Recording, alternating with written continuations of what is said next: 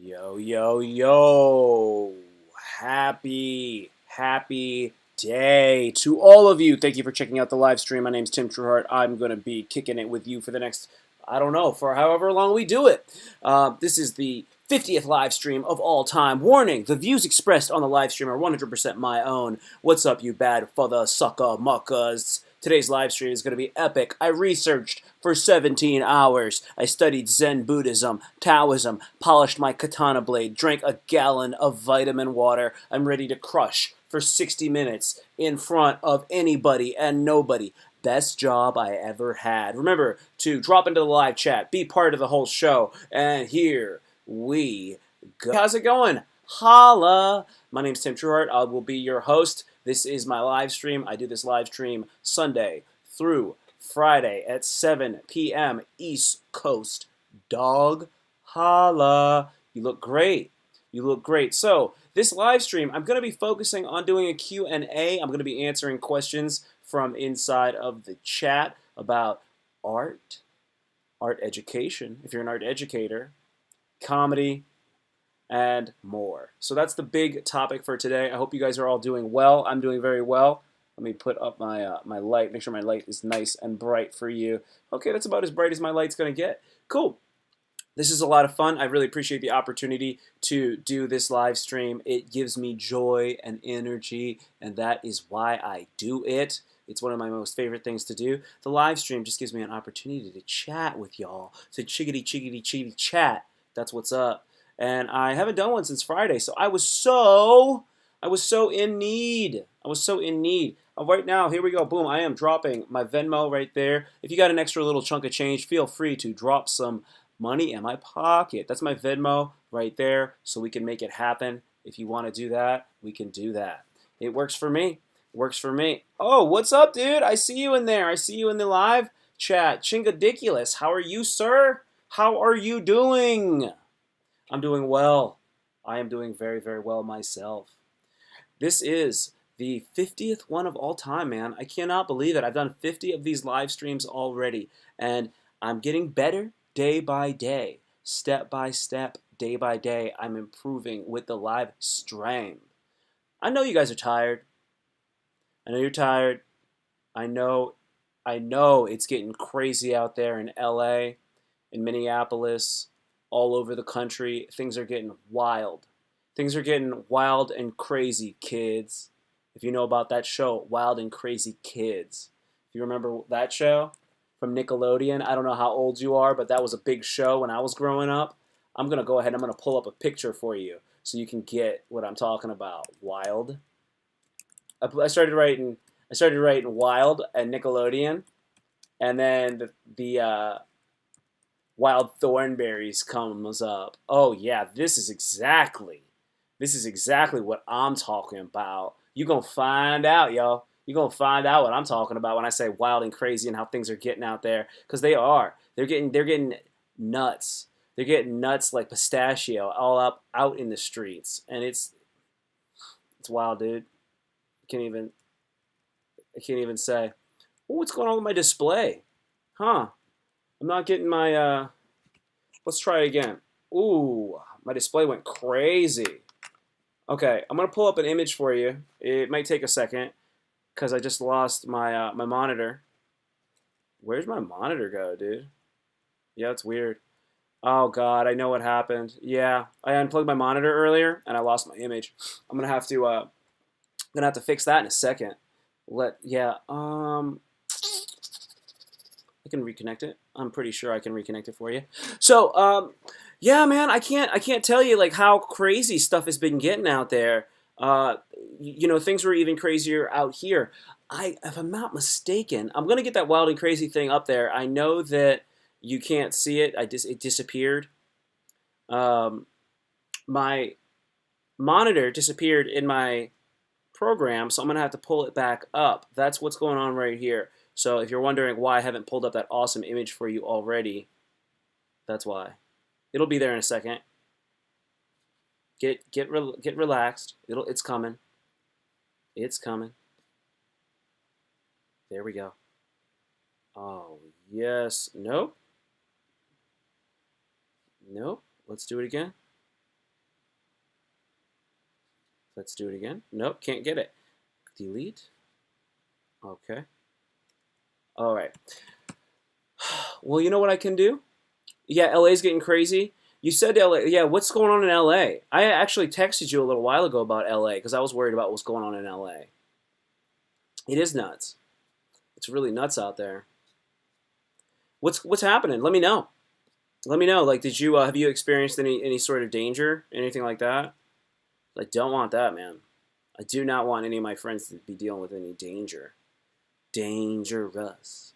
Dangerous.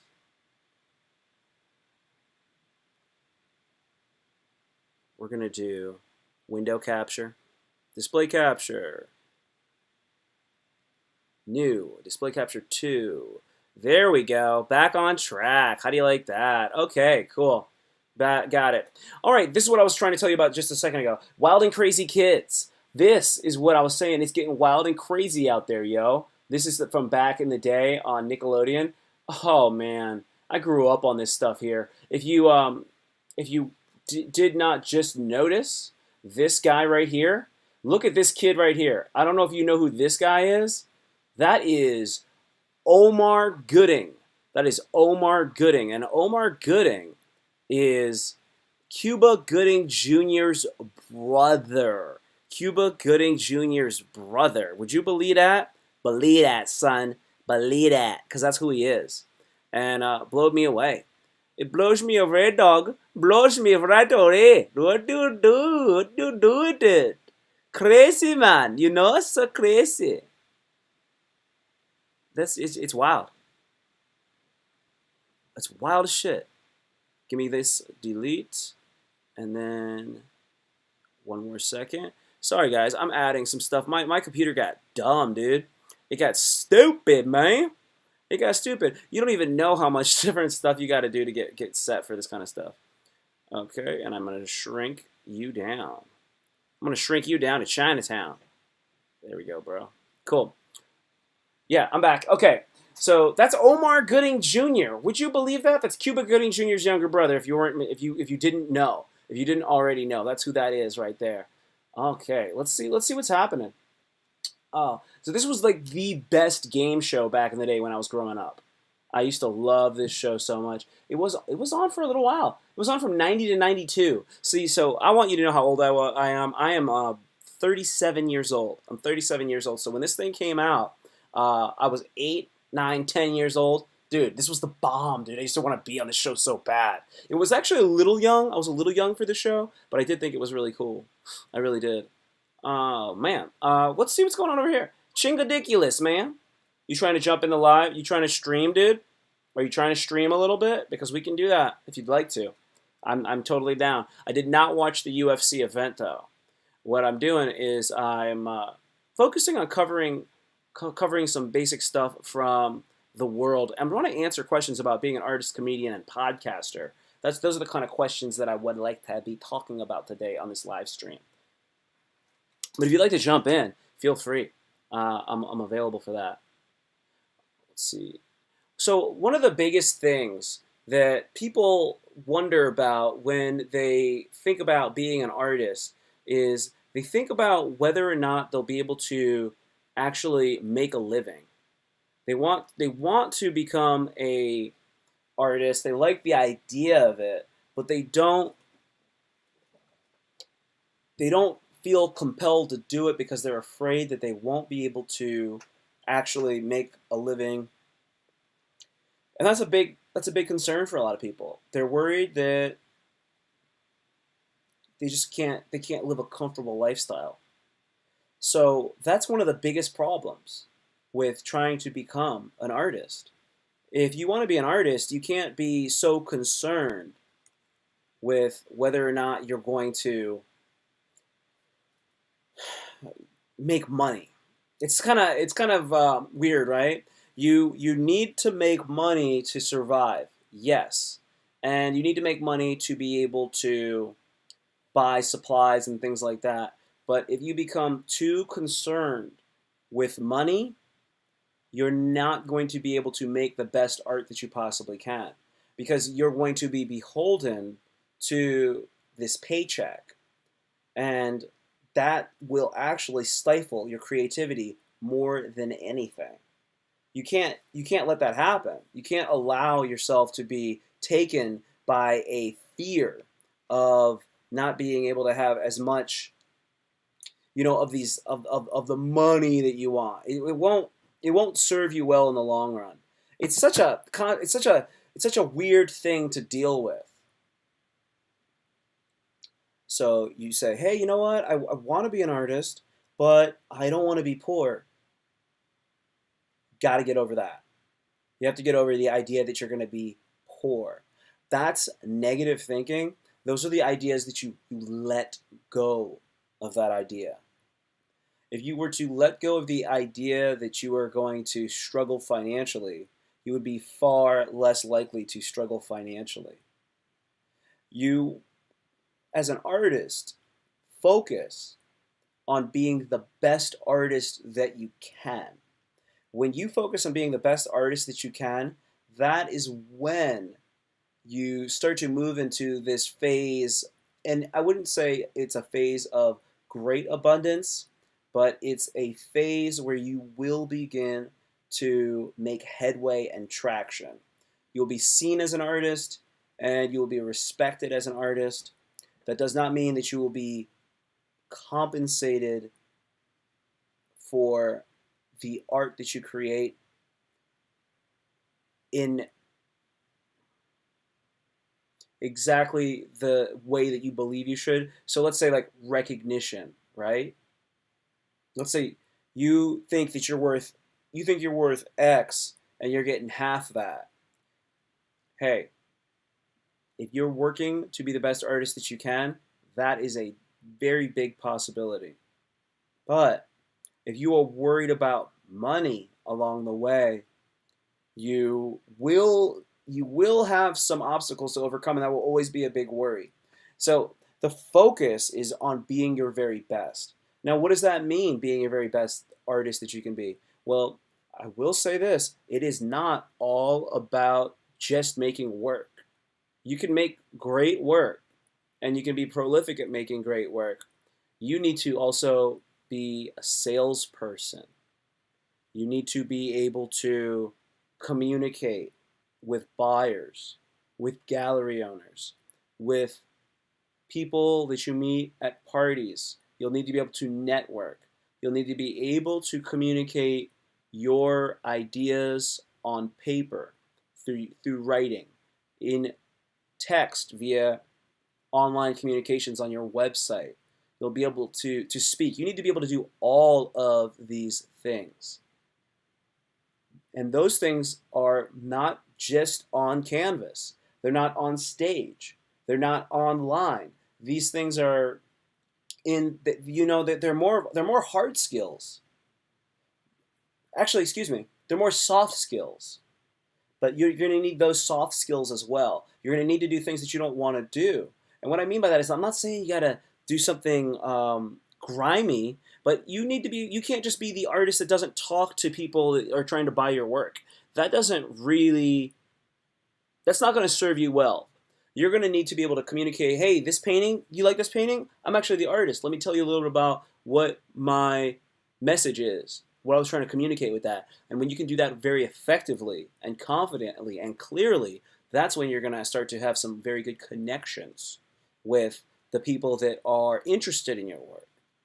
And this is something that's very overlooked. It's very overlooked, and I think that it's unfortunate because it takes some time in the game to understand this about it, and this is not something that you get right off the bat. It's not something you intuitively know. Because the artist's mind and personality is very different than the business person's. But the artist is a business person. The artist is an entrepreneur. The artist is a self-employed entrepreneur, business owner. The artist is an investor in themselves as well, but they are also their own employee. And all this stuff is very challenging to navigate. And honestly, when a young artist comes out of the gate, a lot of the times they have this really, really sad misconception, and they don't want to sell out.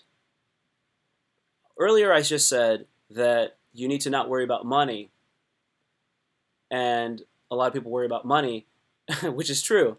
And then they also worry about selling out. You're worrying about money on two different polar ends of the spectrum. Not only are you worried about money because you're worried you're not going to have enough, but you're also worried about money because you think you're going to sell out. You don't want to do that either. And the fact of the matter is, if you get an opportunity to sell out, you might want to do that. You might want to do that. It's very difficult, very difficult to to see an artist that does this thing where they handicap themselves. They will handicap themselves by not giving themselves opportunities and taking away opportunities because they feel like they're going to be compromising their work. I've seen it so many times, and it doesn't make any sense. It doesn't make any sense. There's like, I'm not going to make work that I know people really like. I'm not going to just make work that I know people find to be popular. Well, you don't have to make stock photos. If you're a photographer, you don't have to sit around and just take stock photos. But it's kind of like 2 for you, 1 for me. If you do 3 pieces of artwork, 2 for you, 1 for me. 2 for you, 1 for me. The problem is that the person, they want to do everything for themselves, and you haven't earned that. Most of the time, the young artist hasn't earned the ability to just do whatever they want like that. It's not. No, you haven't done enough. You need to do for. I'm sorry, guys. I'm gonna get a little distracted. You need to do for your audience. You need to build up a brand that people are going to enjoy, and you're going to need to do that. Yeah, I'm doing well here. Sorry. You need to do that from the jump, and then from there, then you can actually get something going on. Okay, so when you first get out the gate, you're going to have a style, you're going to have a point of view, and that's very good. But once you get some traction, keep it moving. Keep that traction going. It's something that you're gonna screw up otherwise. You're gonna screw up if you sit there and you try to just make work for yourself. Then you may never get to a point where you are actually able to make work for yourself and be a full-blown artist. I hope this makes sense. If you say, I'm not gonna sell out, man, I'm not gonna sell out, I'm not gonna make what everybody likes, I'm not gonna make all that stuff, then what happens is, then nobody. Why would I want to buy something that's okay? You got to be so freaking good. So freaking good and interesting at all the stuff that I'm already saying you need to be good at. You got to be that good right off the bat. And if you're not that good, and then you're just making stuff that you want to make, who's going to want to buy it? Who's going to want to buy it? Nobody's going to want to buy your stuff. So you have to start making stuff that people like. You make the stuff that people like. They're into it. They're enjoying it. After that, then people are like, okay, man, I'm really thinking this is really cool stuff. This guy's got some skills, and then you got something happening.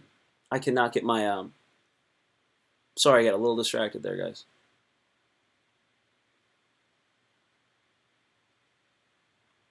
One second. Okay. Got it. Okay. Cool. So you started off, you're out the gate, you've got a style, and you are focusing on making good work. You're not tripping about not being able to eat. Because this is the other thing. You need to have some income coming in. It's not 100% from your only from your artistic ventures. You have to have a little bit of money coming from somewhere else. Because if you don't have any money coming from anywhere else, then what's going to happen is you're then going to be beholden to whatever, to to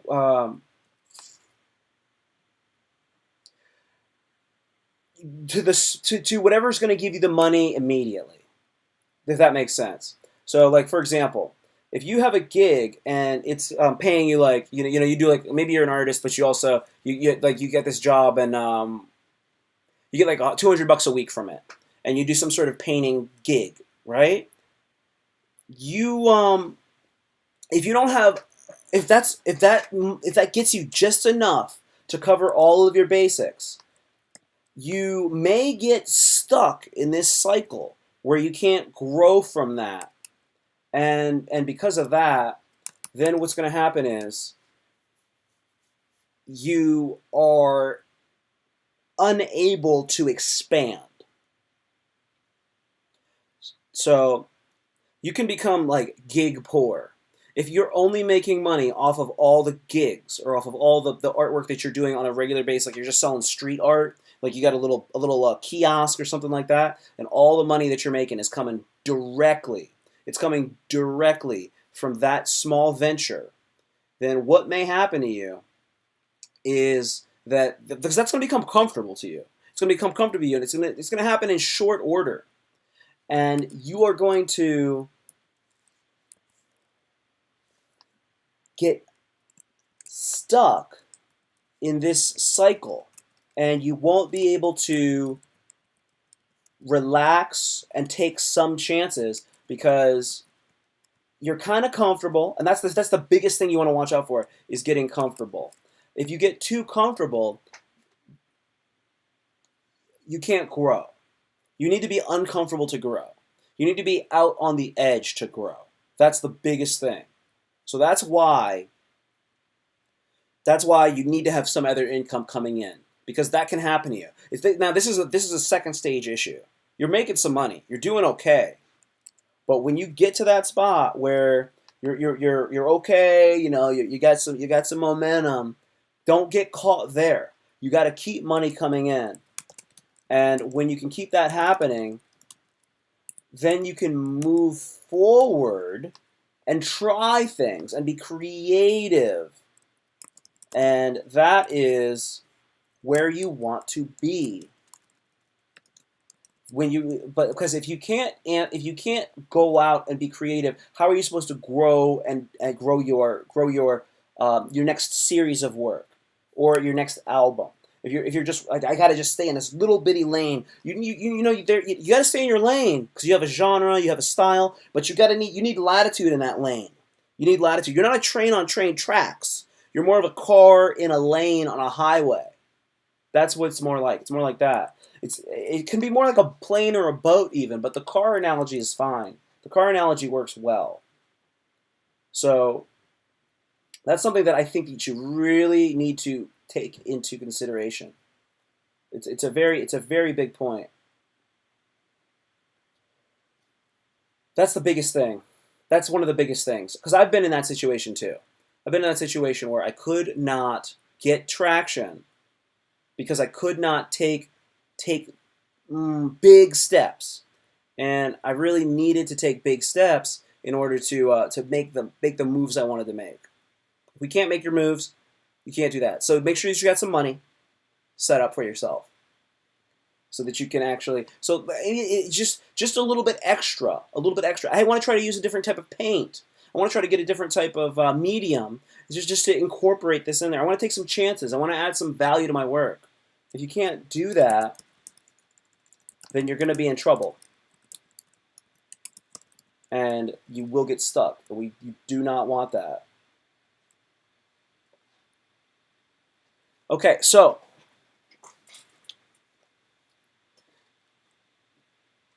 putting together shows. Putting together shows.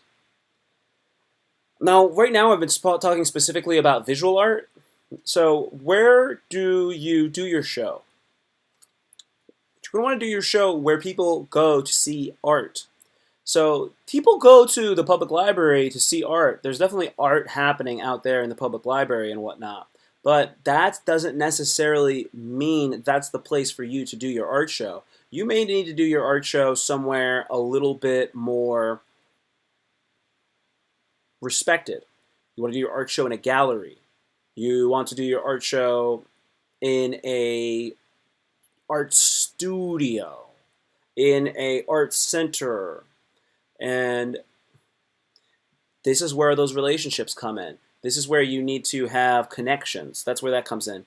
There's another thing to be said with, you want to be able to do an art show, and do you want to do a solo show?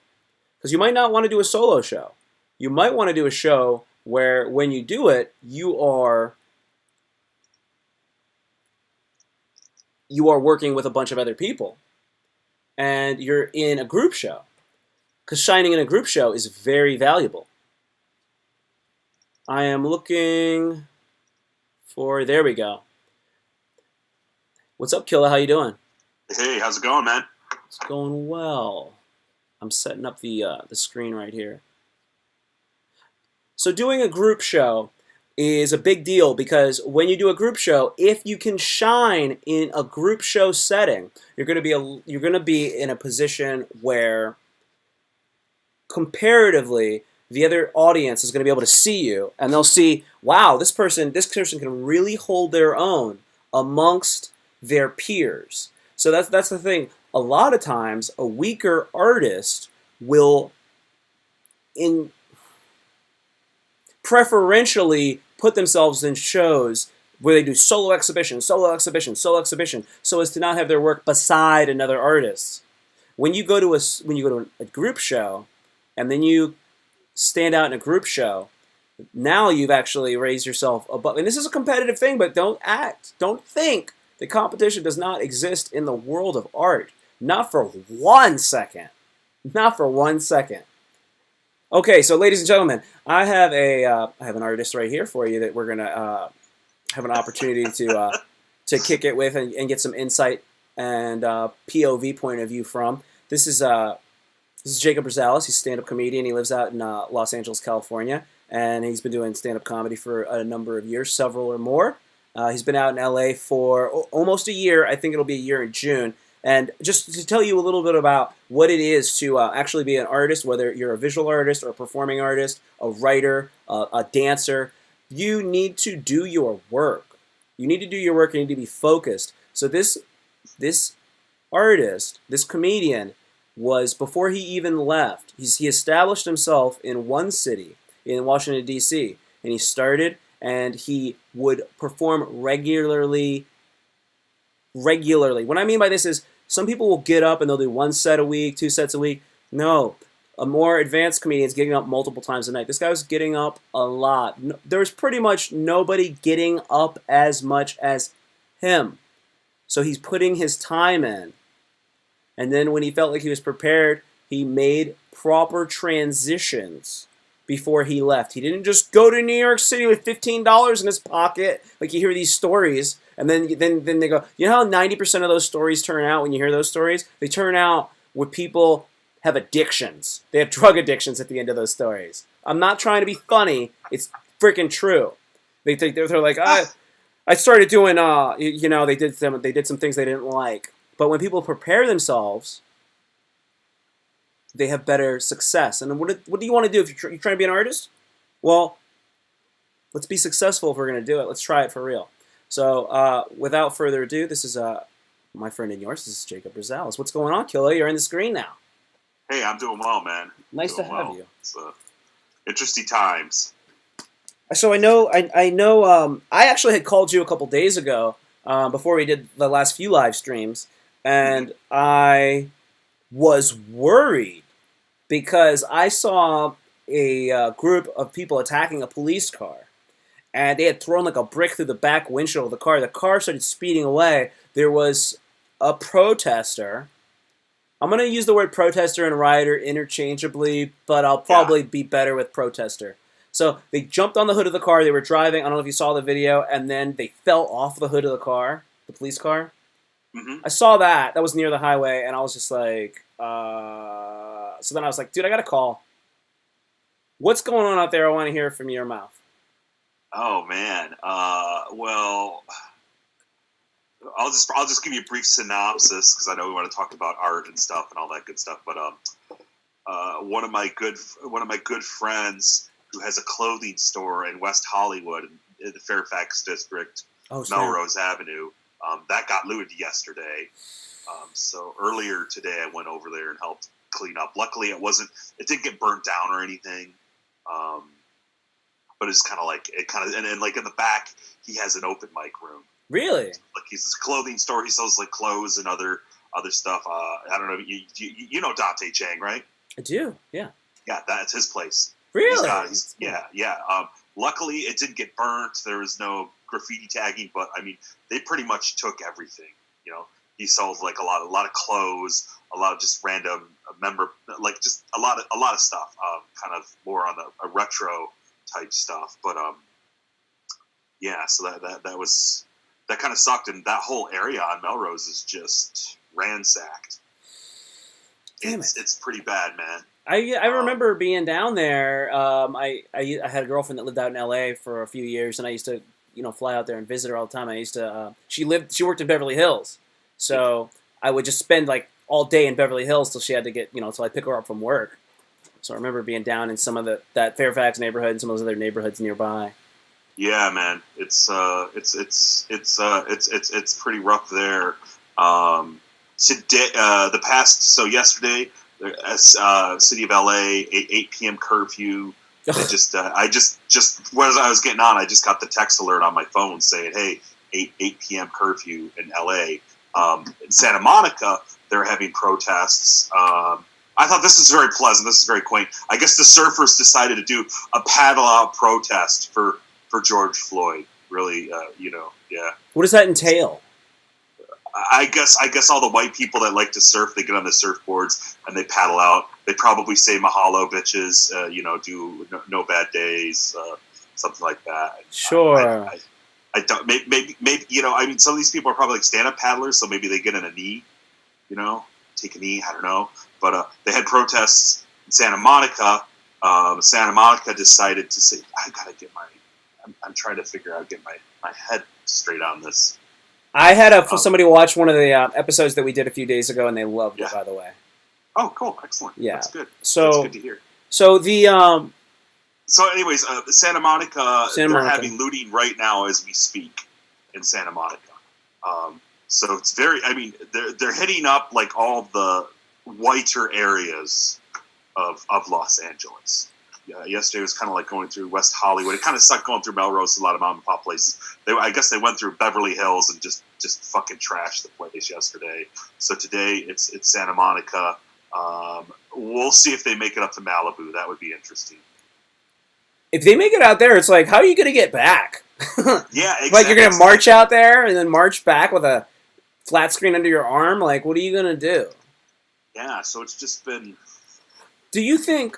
Because this is this is kind of like a folded over concern. Is there going to be... See, I believe that there would be maybe a spike in COVID cases due to all of the rioting and the protesting. Yes, I've seen that a little bit in the news. That is a concern. So it's it's weird. It's crazy times, dude. It's crazy times. I'm I went out. It was nice to get out and help out at Dante's because there were a lot of like my friends there from doing comedy that I know, and I hadn't seen them in a while. So that was pleasant, and it was under the circumstances that I wouldn't want though. But yeah.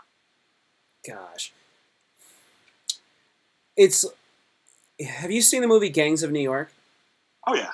So, towards the end of the movie, I guess New York starts burning. They start having Yes. their riots, and then all of it's mostly Irish, I guess, in that film. Well, there's a bunch of different gangs essentially, but they were going Mhm. into the wealthy people's homes, and they were just like breaking into the homes, and that's kind of like when I hear about it, and then you tell me that the rioters they're going into Beverly Hills. Are Yeah. there because right? Are they? These are people from one place going into another place, correct? I have no idea. I mean, they're Black Lives Matters protests, but there's Okay. so much. I mean, and everything's happening so quickly, and there's so many conflicting stories that it's hard to tell. Like, there's these, I'm hearing theories that it's out, it's anarchists and far right extremists that are just trying to stir the pot. Right. It's hard to tell. Sure. So yeah, that's my question. It's like okay. So if you're from Beverly Hills, you don't riot. And the reason why I'm saying, I mean, you're gonna riot, or you're gonna protest because you're in a position of abundance. So why are you gonna go? I say, like, what I see, and I'm a lay guy, right? I see somebody who's marginalized, disenfranchised, and did somebody shoot a bear? I was just kidding. Um, so those are the people that are rioting. Those are the people that are rioting.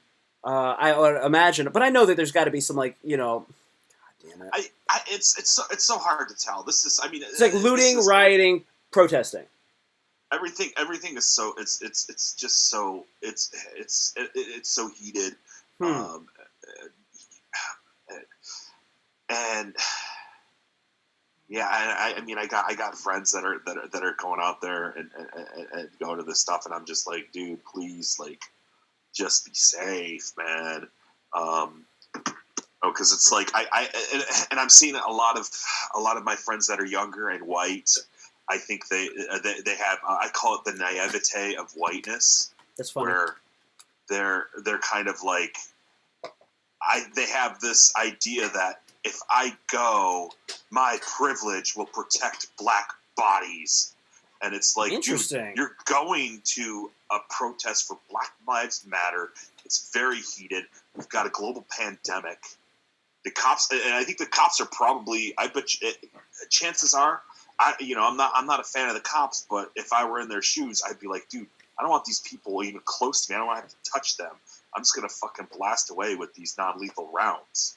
Oh, the rubber bullets. Ask question. Yeah, so there's all that. So it's like, I mean, I'm like, yeah, I get it. Like, be an ally, listen, amplify black voices, all that. It makes sense, but it's just to go to a protest and to think right now, especially what's going on, to go to one of those and think that, like, I could be, my privilege will protect them, and it's like, uh, uh, Is your privilege bulletproof?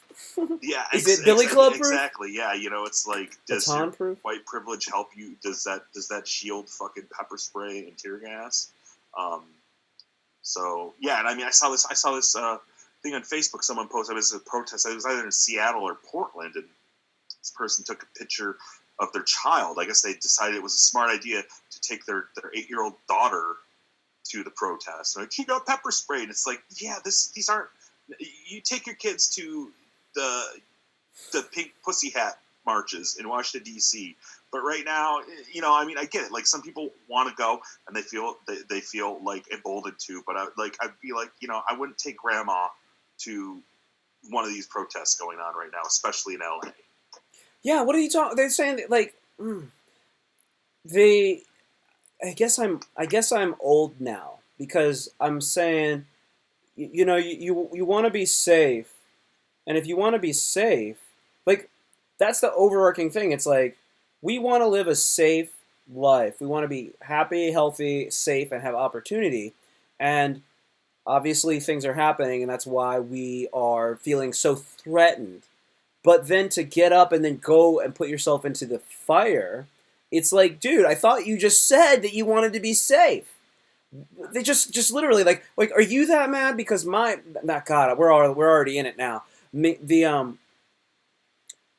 My brother asked this question to we have Zoom chats. We do a 3 hour Zoom chat every Sunday, which is gangster enough. So like, he goes, why doesn't when there is a situation where justice has not come through and the Caucasian cop gets off with not even a slap on the wrist, why does that guy not wind up found dead in his apartment like the next Monday morning? Right? He asks that, and I'm like, dude, that sounds like such a dramatic movie. Like, that sounds like The Departed or something like that. Yeah. So, but he says, why does that not happen? And I said, at some point, this is so black pill. If any of you guys are out there still, they're staying in their basement. They got the cellar door closed on top of them, like that. So I was just like, yeah, man, like. No, but like when it gets down to that, because you're talking about the people who's gonna kill the guy, who's gonna kill the guy that put his knee on the neck. Nobody's gonna go kill that guy. Not like nah, man. Because like he said, we're the vigilantes, and I was like, you got the only vigilantes I know about is the fucking Michigan militia. That's pretty much it. And I was like, they're way better organized than black people, because they ain't gonna get no fucking gangs out there to do some shit like that. You think that the Crips are gonna go find that dude and kill him? That shit's never happened. They never did that shit once. The Crips never did any shit like that. And if there's anybody like the Black Panthers, the minute that the Black Panthers get well organized enough, they're gonna get turned like whatever. Let's call it Black Panther 2.0. We'll call it Panther 2.0. Those guys are immediately going to get turned into a terrorist organization, and they're just going to get called that as such. So that's what I said to my brother. I said, dude, because motherfuckers don't care that much. They don't care that much once it gets to a certain point. Like once they go boom boom boom and they hit that gavel, shit's over, man. I don't think anybody's gonna go back there. There's not gonna be somebody that's gonna sneak up into some dude's house. And he's gonna have 2 shower caps, one on each of his left and right feet, and he's gonna be having a big plastic bag over his hand all the way up to his elbow. And he's gonna have a gun with a silencer. He's gonna taking that motherfucker out with a pillow over his face, dipping out, fucking rappelling down a wall. That shit's not happening, bro. Shit is not happening. People hate when I talk like this. Why you so that? Oh God, this is the problem. I went black pill, and then I'm actually relapsing into the black pill after all this shit. I left it, and now I'm relapsing. Anyway, oh man. Okay, sorry. Not sorry at all, actually. Don't worry about it, man. White privilege doesn't make you bulletproof. Batons hurt. You're gonna look like you got chicken pox when those rubber bullets hit your butt cheeks, bitch. God damn it. It's been interesting. I'm seeing this floating around there's going to be a sit-in protest tomorrow, and I think Crescent and Sunset, and there's a lot the posts that I'm seeing that are advertising it. It's actually I think it's brilliant It's a brilliant marketing ploy to get white people to go. It's like, Black Lives Matter, BLM protest, and then they have 2 images of people sitting down crisscross applesauce, but it looks like a yoga pose. I don't know what the yoga pose is, but so my friends are posting. I'm messaging them. I'm like, is the yoga before or afterwards? Yeah, when is that? Well, it's tomorrow at 4 p.m. But I guess with what happened last night, what's going on in Santa Monica right now, I would not be shocked if the city of LA, they might say, hey, they may impose curfew, a curfew at 4 or 5 o'clock. Are they gonna God? Oh, and the National Guard's in town. Okay, so that's when it gets scary. Because if there's not an earthquake, there's not an earthquake, but they got the National Guard. Yeah, the National Guard's in town. That's bad. When I was driving to go over to Dante's to help him clean up, I'm at a stoplight and I see this convoy of Humvees turning down the street, and then there's two soldiers, two National Guard troop soldiers, whatever you call them, and they're just standing there with their M16s, and kind of just posted there, and the Humvee went by, and they're just kind of standing there, and I looked at them, I'm like, hey, are you guys staying hydrated? Do you need some dip or some water? God, they liked it. They laughed. They're like, oh no, thanks anyways, and I'm like, okay. Yeah, it was just, like I said, it's strange times. God damn. Yeah, for sure. For sure. Okay, cool. So I was just adding some tags to the live stream for everybody out there so that we could be more easily found through SEO. All right, cool. So let's save that and bring some more people in this thing because it deserves it. It certainly does. Okay, so I started off the live stream talking about what it's like to be a visual artist and some of the challenges that they seem to run into, but many of these are self-imposed. So it's kind of like how to avoid getting in your own way, because that's something that most artists tend to do. Most people, let's say, they get in their own way. So I would like to enlighten them on things they could do to avoid that. Okay. And I talked a little bit about the selling out aspect, because what happens in the beginning when the person wants to take that step over that threshold and then say, I want to be an artist, right? They have this one thing that stops them, and that's the fear of. It's the worry that they're not going to have enough money, and that worry is actually more about being uncomfortable with no money.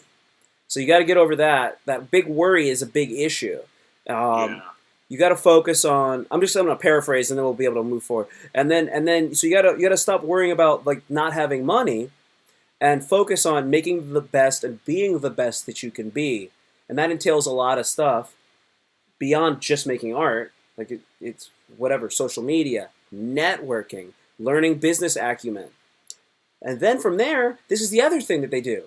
A young artist, comedians too, and now you'll know about this, they go, well, I don't want to sell out. I don't want to just tell those kind of jokes.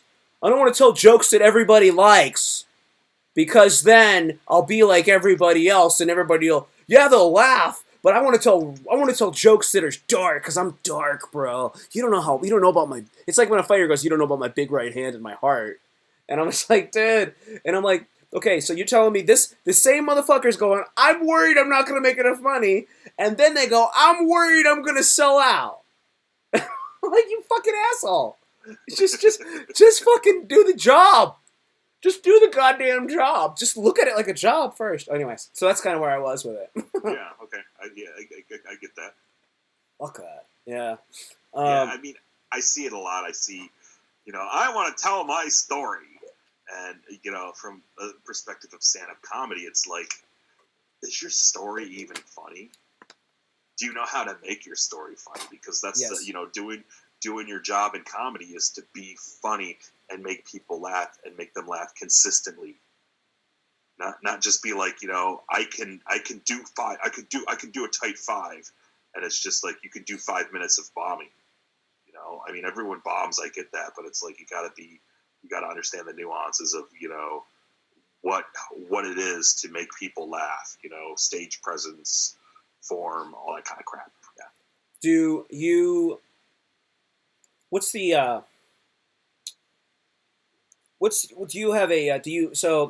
not everybody's like familiar with either of us, the process that you have for creating your comedy content, specifically stand-up comedy content. What is that like? So now what it's like is if I have something that I want to do, I'm going to work it out at open mics where it's not. So I guess, so here's the thing. The open mic is the meaning of what a comedy open mic is varies, and it kind of varies on where you're performing. Yes. Like in DC, you have a lot of open mics where it's like, it's essentially like a bar show, or it's technically kind of like a little showcase, but they call it open mic. In LA, an open mic really is, you have crappy bar show open mics where it's like there's just like a bunch of comics and you might have a couple of drunk guys at the bar, which those are good places to test out material. But then you have these other rooms that are just essentially, they do hour long. It's like you have an hour and you have like 8 or 9 comics that perform within that hour, and they do 5 minutes each. So you're just performing in front of comics. And for me, my process is I'm going to go hit those up. I've got some new ideas. I want to do some new material. I'm going to work those out there and, record it, listen to it, do the editing process, figure out, okay, what makes sense, what kind of fat needs to get trimmed. So there's a lot of that. And then they have other stuff like out in LA, they have, we call them improv mics, where the host will have like a bucket of essentially like suggestions. And they'll pull a suggestion out of the hat and you just go with it. And you can riff, you can try to do a joke. Maybe it's a suggestion that you already have a joke on, and you kind of just segue into your joke. So that's a good way to kind of like develop new material. So a lot of it for me is a lot of very much so like workshopping. I am not a heavy writer. A lot of times I'll be at work and I'll think of an idea. It'll be maybe something I saw on the news or something came to my head.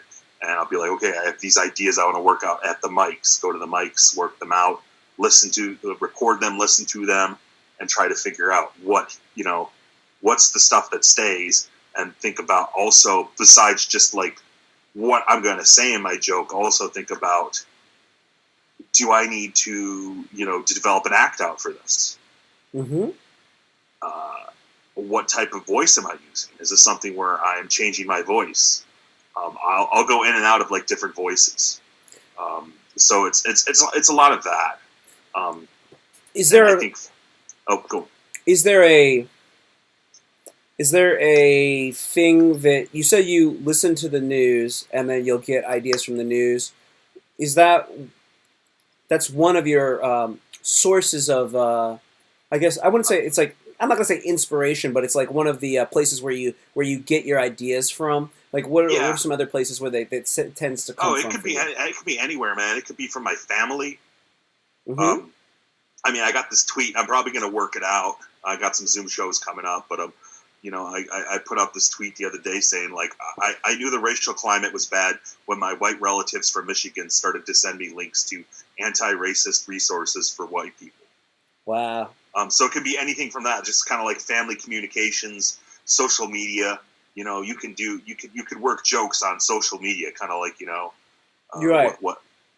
What people are saying, and like you can incorporate elements. So you might have a joke where maybe sometimes I'll do a joke where I kind of like do a stupid act out of like TikTok, like, oh, TikTok, or something like that. So it's to me, it's trying to find stuff that I feel fits the joke that overall a general audience can get. Yes. So go ahead.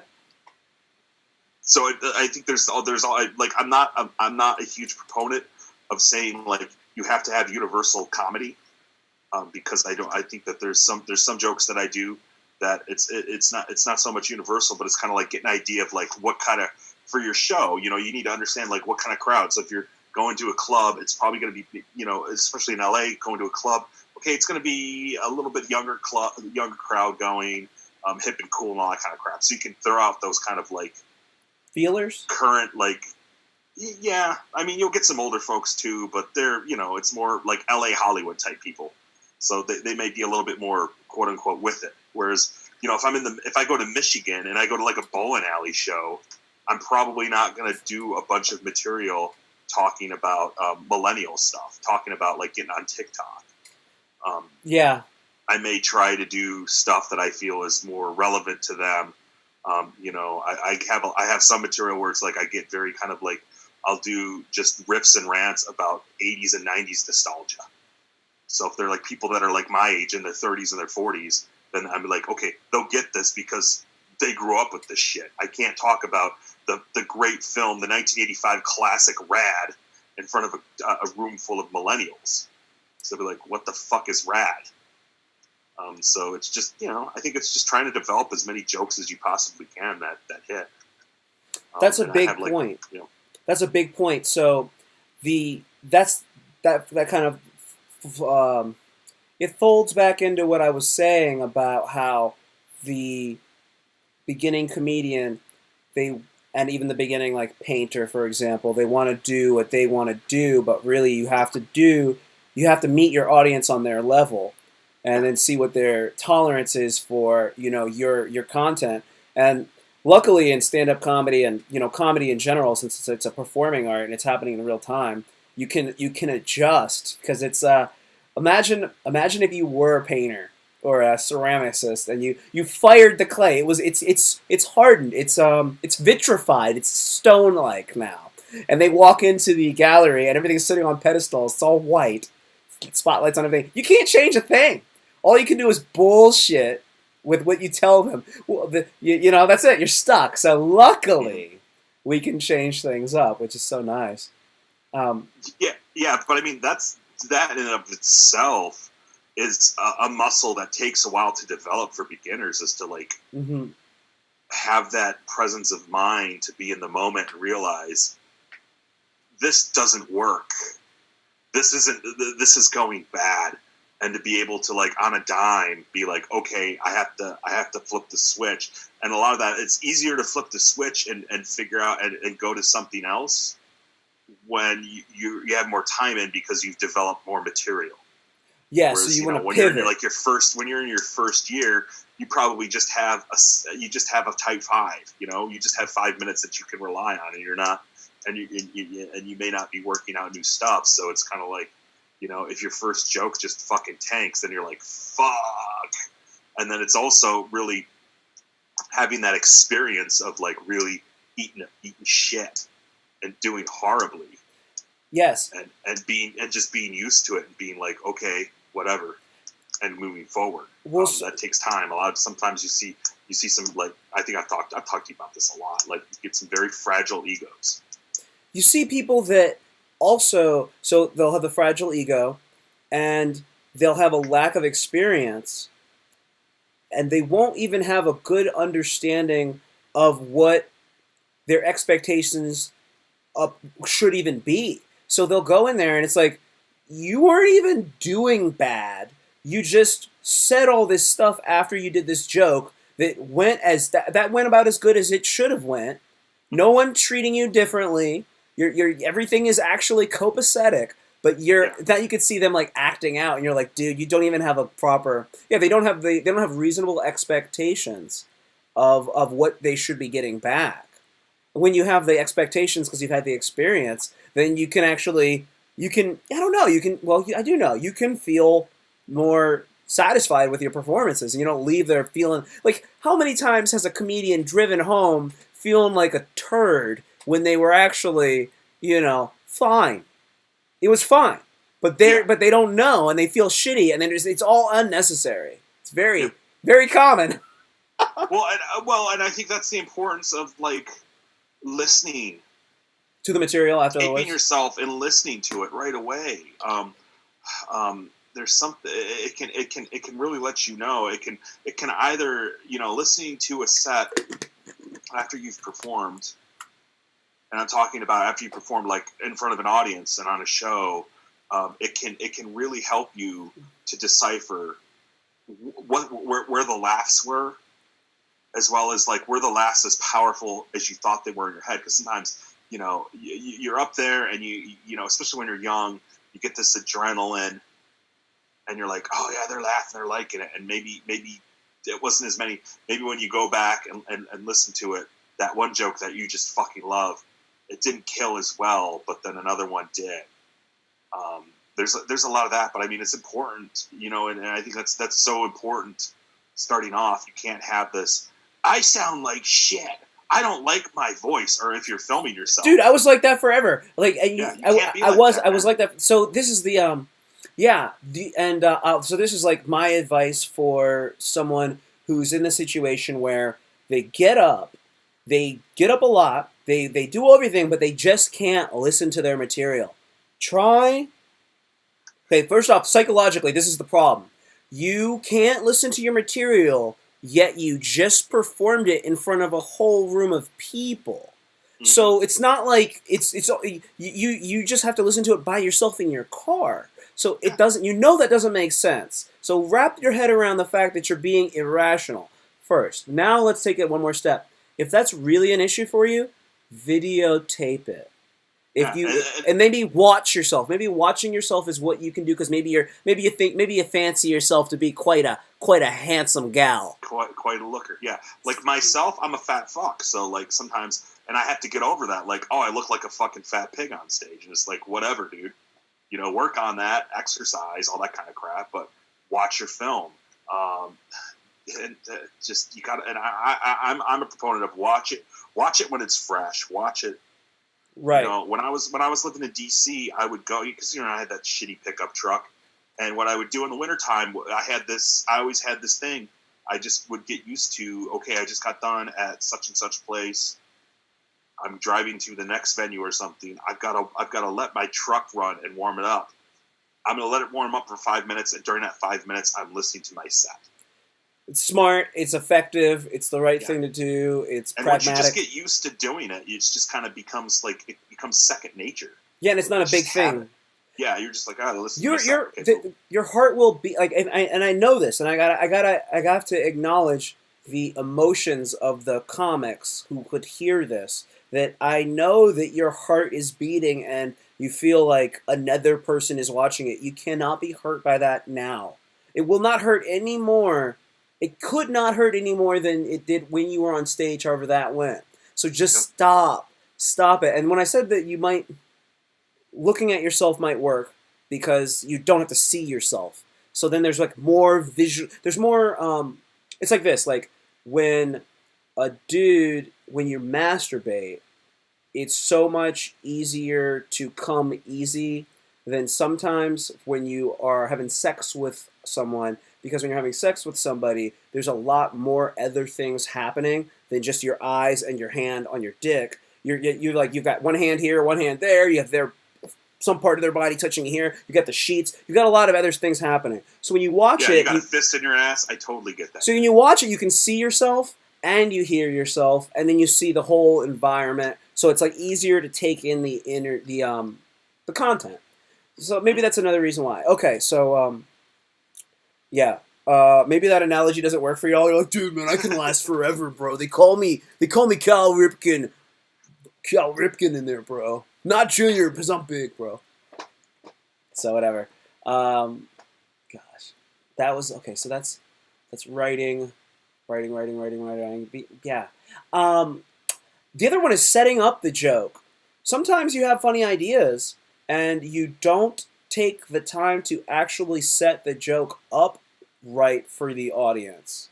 I've noticed that. Like, I'm a funny guy, and I know how to write a joke. I know how to deliver the joke and all that stuff. But I have a tendency to write material that's like, that's funny, but man, you got to get me to this point. Like, you're going B to C, but I don't know A to B. So you got to get me from A to B to give me B to C, and then I'll laugh on C. Yeah, no, I feel, and that's, I think that's the thing with, I think part of it is just kind of like the room reading and knowing like this crowd, like, it's part like, so I'm going to be doing a nerd-centric Zoom comedy show next week, and it's like I have a bunch of like stupid comic book jokes, like I have a joke where I talk shit about Chris Hemsworth being Fat Thor. I know it's going to land there because it's like this is for nerd stuff. This is for people that are into sci-fi and all that kind of crap. So it's like it's kind of knowing, like, if you're in DC and you're doing a show at a VFW hall in Frederick, Maryland, maybe doing a joke about being a white millennial in Washington DC, I don't know if that's going to really land.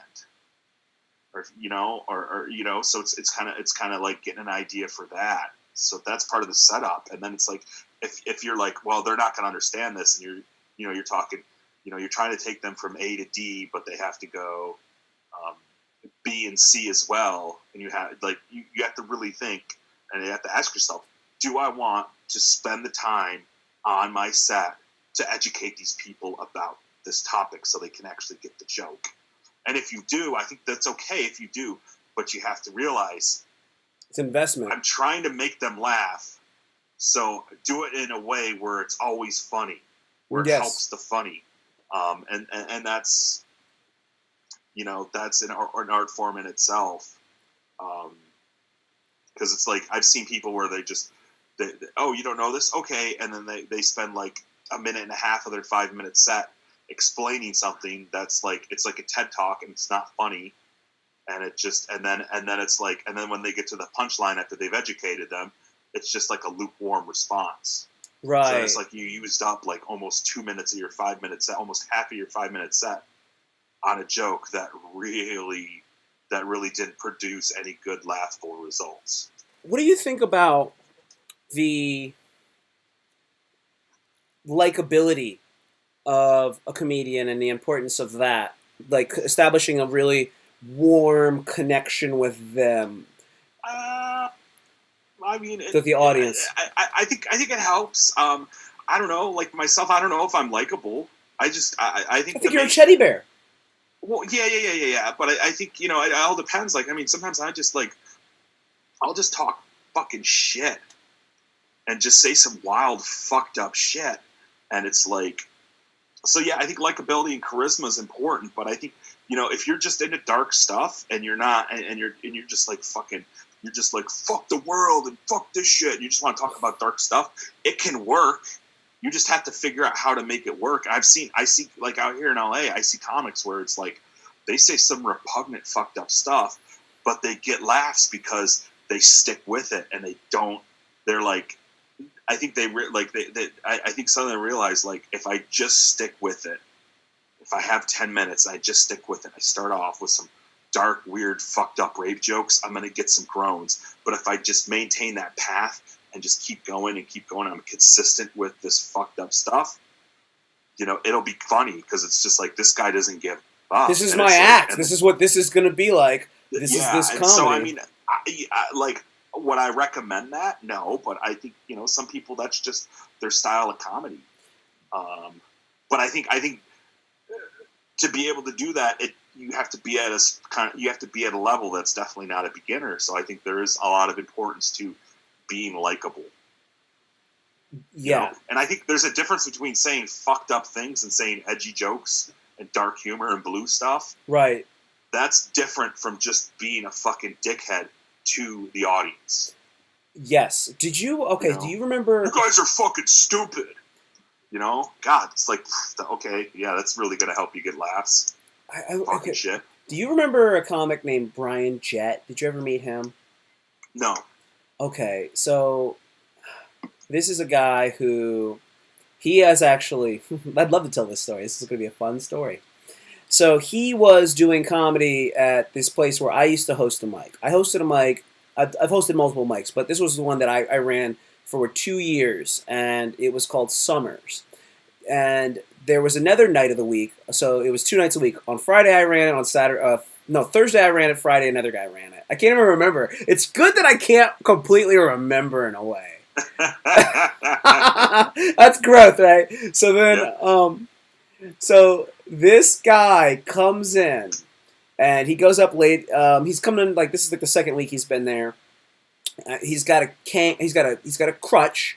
He's got a cowboy hat on. He's got tattoos on his face, my friends. He is covered in ink. He's got tattoos on his knuckles. He looks like a rough guy. And he says stuff like, "Shut up, stupid." He'll say something like that to you. And he'll say that to you like when he's off stage talking to somebody. He'll be like, "Give me a beer." Like, he'll like buy a beer and say it like that. And you're like, dude, this guy's dangerous. Right? He's a fucking outlaw. He's an outlaw comic in every sense of the word, if you know what that means in the genre of comedy. So I have a friend who I've known for a dozen years. She's on stage. This is the second week that he's been there and she's been there. She gets off stage. He's like next. He goes on stage and he says, "Wow, you're really good looking. You know what? You look so good. I'd like to have your body. I can really see your body decomposing in the trunk of my car." Oh, now I remember you telling me about this. Right. Oh man. So This guy's funny. He's definitely funny. He was a feature. He was a feature act before he went to jail. And he was in jail for a while. He's got drug issues, all sorts of stuff. I'm not saying anything that he couldn't say out loud on stage, so I don't feel like a bad guy. He had issues with likability. He didn't have issues with humor. But because he wasn't likable, I believe that a lot of his jokes didn't go over well. He ultimately ended up getting banned. A few people ended up getting banned from this venue. So there is something to be said about being able to sell certain material around certain people. Oh, no, without a doubt. And I mean, part of it is just like knowing your room, man. I think like that, rape jokes are good with a bunch of just blue collar, uneducated, I don't give a fuck dudes. Yep. You know, they are. I mean, even racist jokes. Like if you're at like a bowling alley in Michigan, it's a crappy bowling alley show. There's just a bunch of white dudes there, and like we're talking like white dudes like in their 40s and their 50s and their 60s. My God, you will fucking if you have some funny racial or racist jokes that they like, they will probably really fucking laugh. So it's kind of part of it is know your crowd, and I'm not a huge fan of racist jokes, but sometimes if they're done well and they're put together in a good way, it's like they can really be fucking funny. So my brother is darker than me. My older brother, he lives in San Diego, so he's darker than me, and he and I had actually gotten detained near the border of Tijuana and San Diego because we were down at that one park, and it was somebody who worked for the park, and it was like a good old white guy, red hair. I was sorry for him to even be in the sun. Like, so this guy pulls us over, and he's calling up, he's calling people up and finding out about my record and stuff. He's like, I know what you did back then that day, and I was like, he knows about bud charges and stuff. He's going after me, and I was like, you're gonna be like. So the long story short about this, I know what it's like I know about racial stuff. My older brother tells me that recently he almost gets hit by a car, and then the woman then flicks him off. So the car comes, gets almost near him, almost hits him, and then he goes like throws his hands up in the air like what the heck, right? Then she flicks him off. Then she gets to a light because she's stuck now. So then he walks up and he's like, "What's your problem? You almost hit me with your car, and I didn't do anything to you. Then you flicked me off." And then she goes, "He's trying to rape me." And she's screaming it from her car, and she's calling the cops. This is what she's doing to him. So this is what my brother said. So this is during a Zoom call. This is what I said to my brother. I said, you need to start using some of Sammy Sosa's night cream, dog. Oh, Jesus. Because that's just not working for you, because I don't have these problems. I said, there's nothing better than being light-skinned, man. There's nothing better than being light-skinned. But this is a race joke. This is the only kind of thing that I can say. So, oh God, have you watched any of the Epstein show? On Netflix? No, I've heard. It's pretty good. I have heard from people that if you are well informed about what's going about Epstein, that it just kind of doesn't add anything extra, and I'm hearing that it kind of glosses over. It kind of, from what I'm hearing, is that it only focuses on Epstein and it doesn't look at other people that had a significant role. No, they're not going to talk about. They're like, so if you're like, I heard Epstein was dealing with Bill Clinton and blah blah blah. Nah, you're not going to get much of that because there's 4 episodes and I'm 15 minutes into the 3rd episode. They're 2 hours apiece, so I mean 50% of it. No, for real. First episode, all they're doing is just wet. You're just getting your beak wet. But I will tell you, if you're just chilling and you want to play it ambiently and get a few jokes out of it, they're right there. So so he's a narcissist, right? He's a bad narcissist, and he's also a super genius, which is the best. One of the best combinations for comedy, in my opinion. So what happens is they get a psychologist to help the plaintiffs to fuck with him when they ask him questions during like deliberations and shit, right? So then they go, is it true that you have an egg-shaped penis? And then he goes, "What?" He starts smiling, and then they go, one of the victims said that you had an egg-shaped penis. It was very oval-shaped. It was very thick, very, very thick. And you can see him listening to like them say, "Your penis is very thick." And then he says, and then it gets very narrow at the tip and the head. Your head is not bulbous at all. And he takes off his microphone, he throws it on the table, and then his lawyer's like, "We're done here." And then they're like, "Wait, I'm sorry," and he goes and he sits back down. Oh, that's hilarious. That's fucking hilarious. I'm like, they're telling him he's got an egg-shaped penis, and so I'm laughing at that shit, right? So then I wrote this joke. I wrote this. Now you can hear where I'm coming from. Humpty Dumpty didn't fall. He was pushed. Humpty also had an egg-shaped penis. That's the joke. It's an Epstein joke. It's an Epstein joke, and it's so inside. It's like, yeah, that's all. That's all. I'm just saying, this is silly shit, guys. This is the type of shit that I'm writing when I'm being silly, and I did not. I did tweet it. I did tweet that. I took it down.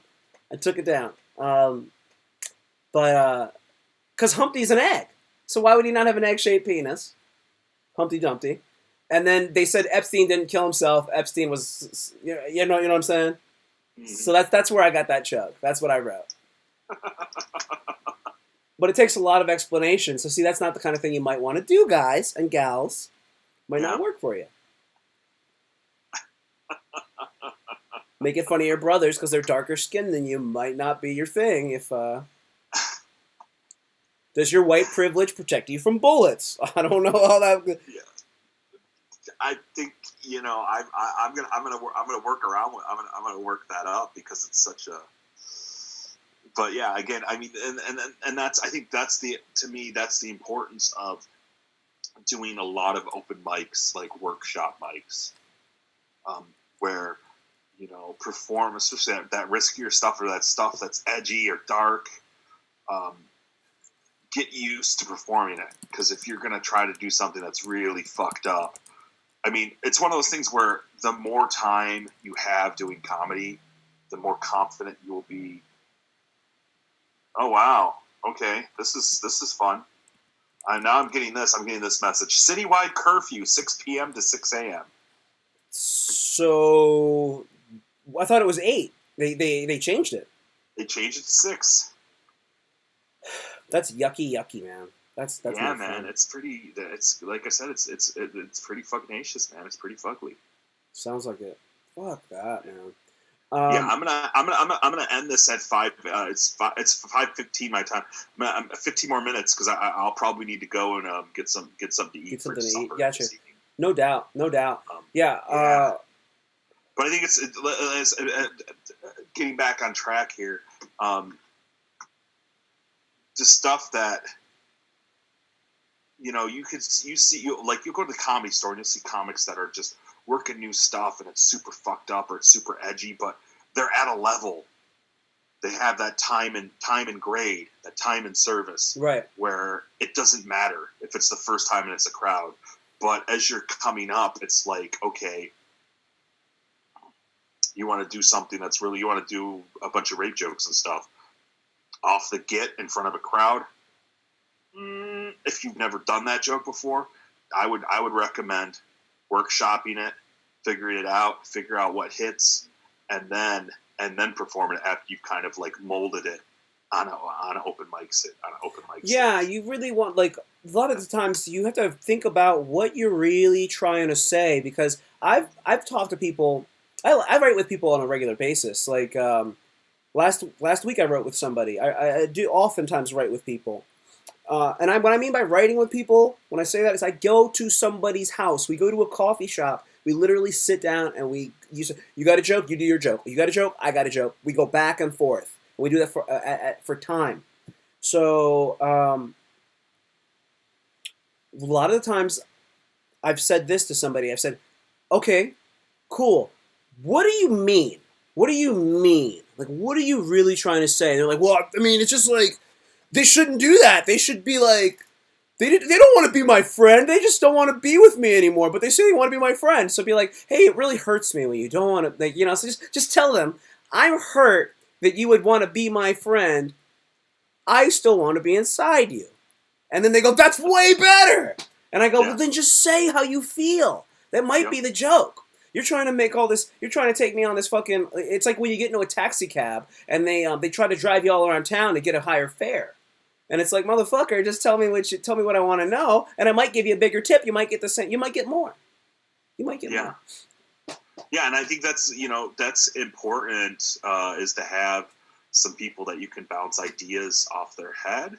I will say this, like myself, I'm one of those people where I'm like, if I'm at a mic and you're at a mic, don't assume that I'm giving you 100% of my time, 100% of my mind on paying attention to your set. Right. Because if I've had this before, where kind of like younger comics are like, "What did you think?" And I'll be like, and I'm just like, don't, if you really want my critique, you've got to be professional, and you got to say, I'm working some new stuff. Do you mind paying attention? So, and I won't take offense. Like myself, what do you mean? I always pay attention because I'm on it. I'm like, dude, I don't always pay attention to people's fucking sets. So it's like, so I would say, come up to me and say, I'm working some new stuff. I'd like to get some critique on it. Could you pay attention to my set? I'm up in 2. That to me, that's perfectly fine. I think you do stuff like that, or here's just a huge pet peeve of mine. You're about to go up and you give me your fucking phone to record. I hate that. That's horrible form. You come up to me like 2 or 3 comics before your set and be like, do you mind recording for me? Just simple shit like that. It's not that. Don't just assume that I'm going to be nice enough to do that. I'm at the point now where I might even just, I'll either say no or I'll take the phone and drop it. Yeah, I've I know that specifically if you're well, you know what happens? That happens when it's a pretty girl. A pretty girl will do that to a guy because she thinks that she can use her looks to her advantage in that situation, because she doesn't want to spend $12 to go to like a pen camera and buy a damn tripod. That's one thing. The one. This is not even this is a thing for people to assume too much familiarity with like an older, more seasoned comic, because like, I don't know, sometimes like people are like, we're buddies, man. So it's like there's Scooby-Doo and then there's Scrappy-Doo, and Scrappy-Doo is like trying to like, get up underneath your armpit and shit and be like, yeah, and they like make fun of you. But like Chris D'Elia and Brian Callen have this dynamic where they shit on each other constantly. Yep. Right. So then there'll be like other comics who are rightfully funny and they're professionals and they're in like LA, and they'll like do that to Chris. Like Chris is like what Chris would do to Brian, they'll do to Chris, but they don't have that relationship. Yeah, you gotta. I think you really have to if you're gonna do that like ball busting stuff. Mm-hmm. You gotta have a relationship with someone to do that. And I mean, some people are just naturally just ball busters no matter what. Right. But then you just have some people where it's like, and I'll say this: I don't even think it has to be with seasoned comics. I just think it's comics in general. Mm-hmm. Right, for sure. Just but I think here's the thing.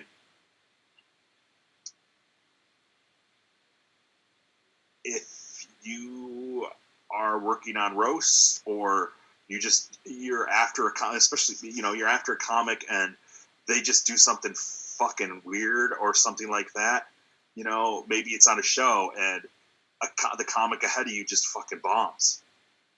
To reset the room, just talking shit about that person can be very, very, very.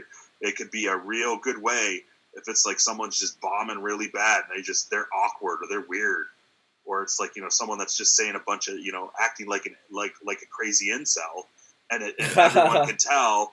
It's like maybe you go up there and be like, yeah, so that he probably never had any ideas of shooting up a school before. Saying something like that, it's a great, quick, easy way to reset a room. So what I would say is, on the stage, you bust balls if you want to.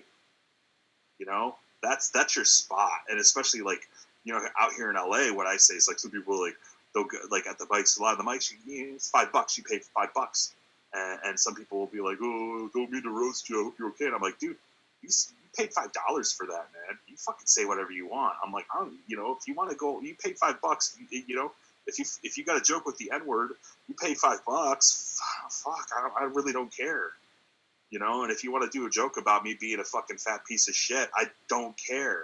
That's your time. But for me, it's more like, if I'm not on the stage and you're not on the stage and we're just having a face-to-face conversation, if you're not in my close circle where I'm cool with you busting my balls, don't start doing it, because I'll fucking I don't like that.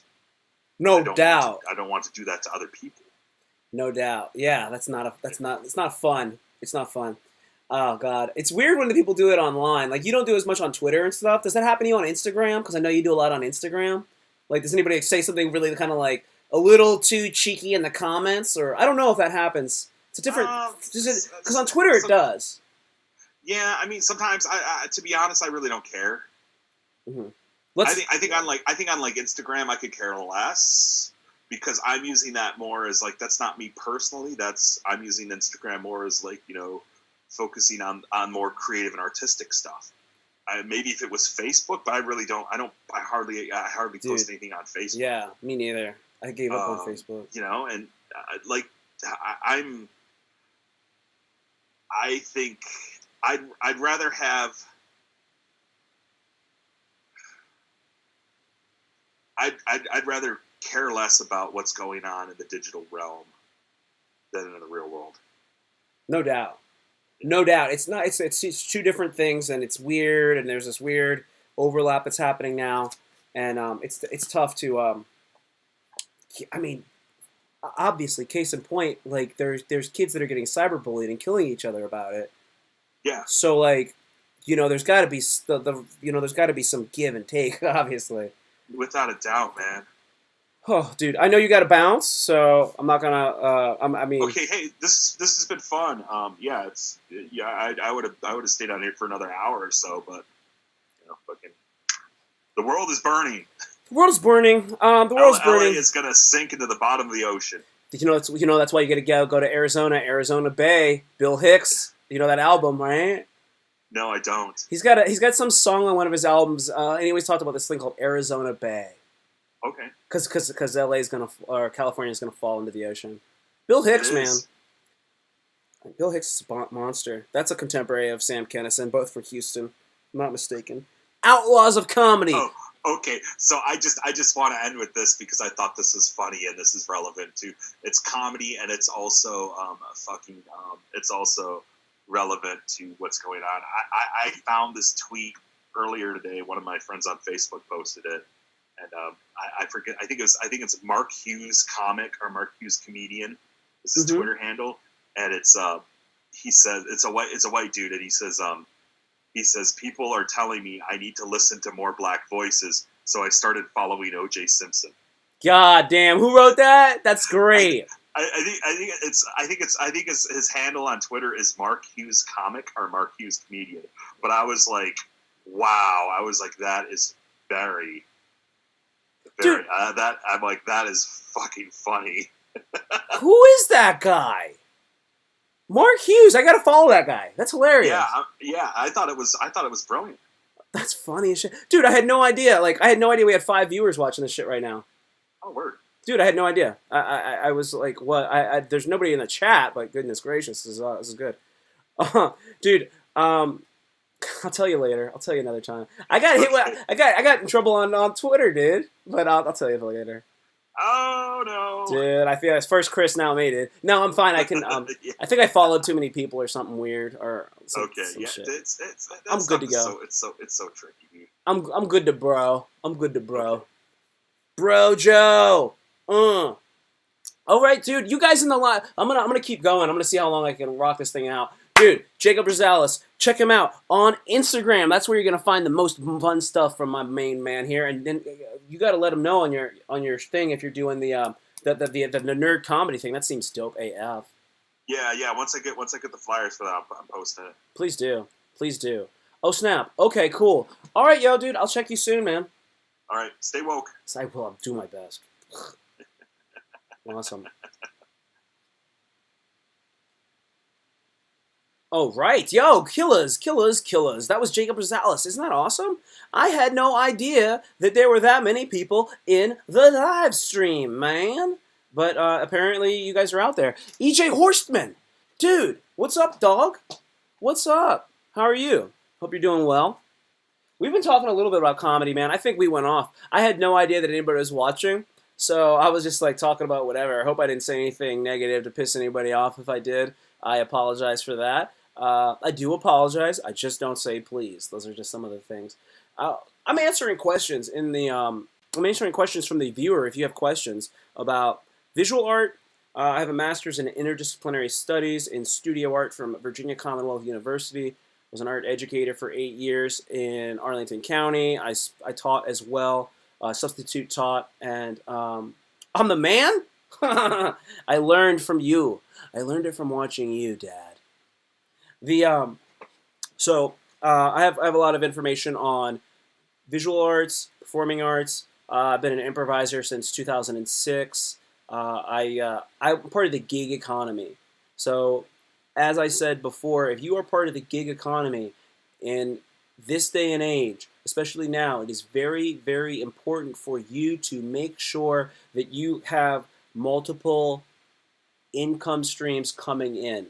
Because when you lose your job as, say, a trivia host or a stand-up comedy producer, you're going to need to pivot, and pivot good, pivot well. So the minute that, not even the minute, I knew going into 2020 that I needed to establish some more of a foundation for myself to make money and to actually build a real, let me say, catalog of work.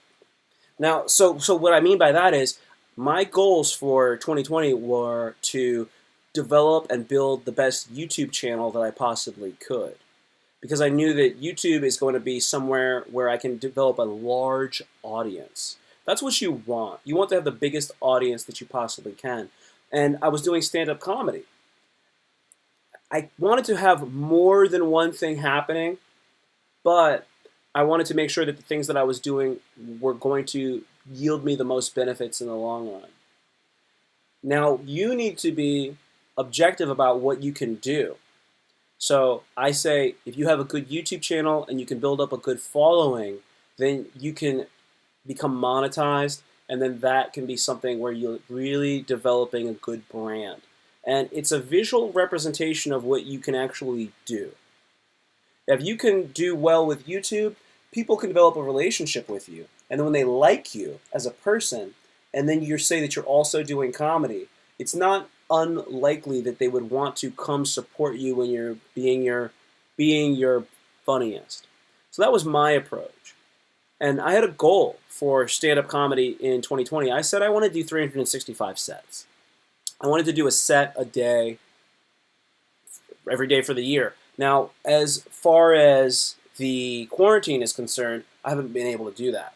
And when I think about, maybe I could have been doing Zoom mics the whole time, I say, nah, I'm not going to do Zoom mics. I'm just going to double down on YouTube. And that's what I've been doing. So I want you to think about your creative process, and I want you to think about it from a standpoint of monetization so that you can become a professional working artist. That's your goal. And this is the thing. You have skills within your art form. You need to be able to sell your skill. You may not be able to sell your work, but you can sell your skills and your services. So if you are, say, like you're a graphic designer, maybe you're not going to be able to make that fully illustrated comic book that you want to make, but maybe you're going to be able to do some logo work for someone. If you're a photographer, Maybe you're not going to be able to take all those really great photos of those beach bikini babes, but you're going to be able to do some wedding photography.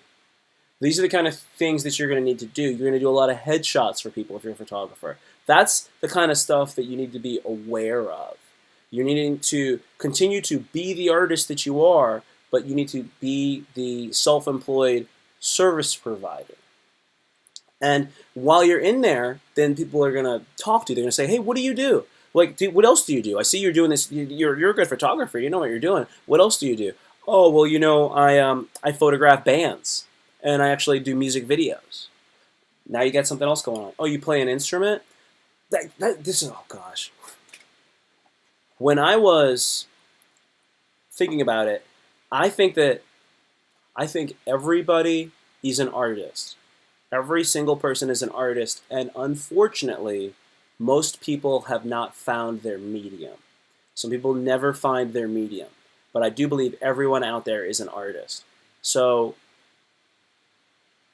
my personality, I say that a lot of people would really benefit if they learned how to play a musical instrument. That is gosh, man, I think that's one of the best tools. That you can play a musical instrument, and you can play a musical instrument well. Because you can do session work, you can... I just feel like music is the ultimate... It's one of the ultimate art forms. If you can sing, oh God, that's even better. If you could really sing, but not everybody can sing, and I think that you can develop an ability to sing, but if you really want to get to that high level, I think that you kind of either have it or you don't, and I think it's that competitive. But you know, everybody can get good enough at playing a musical instrument that they can impress a room full of people, and I think that that's realistic. And a lot of people, if you know anybody that's kind of like me, like who's to say that I couldn't have learned how to play the drums really, really well? I know I could have.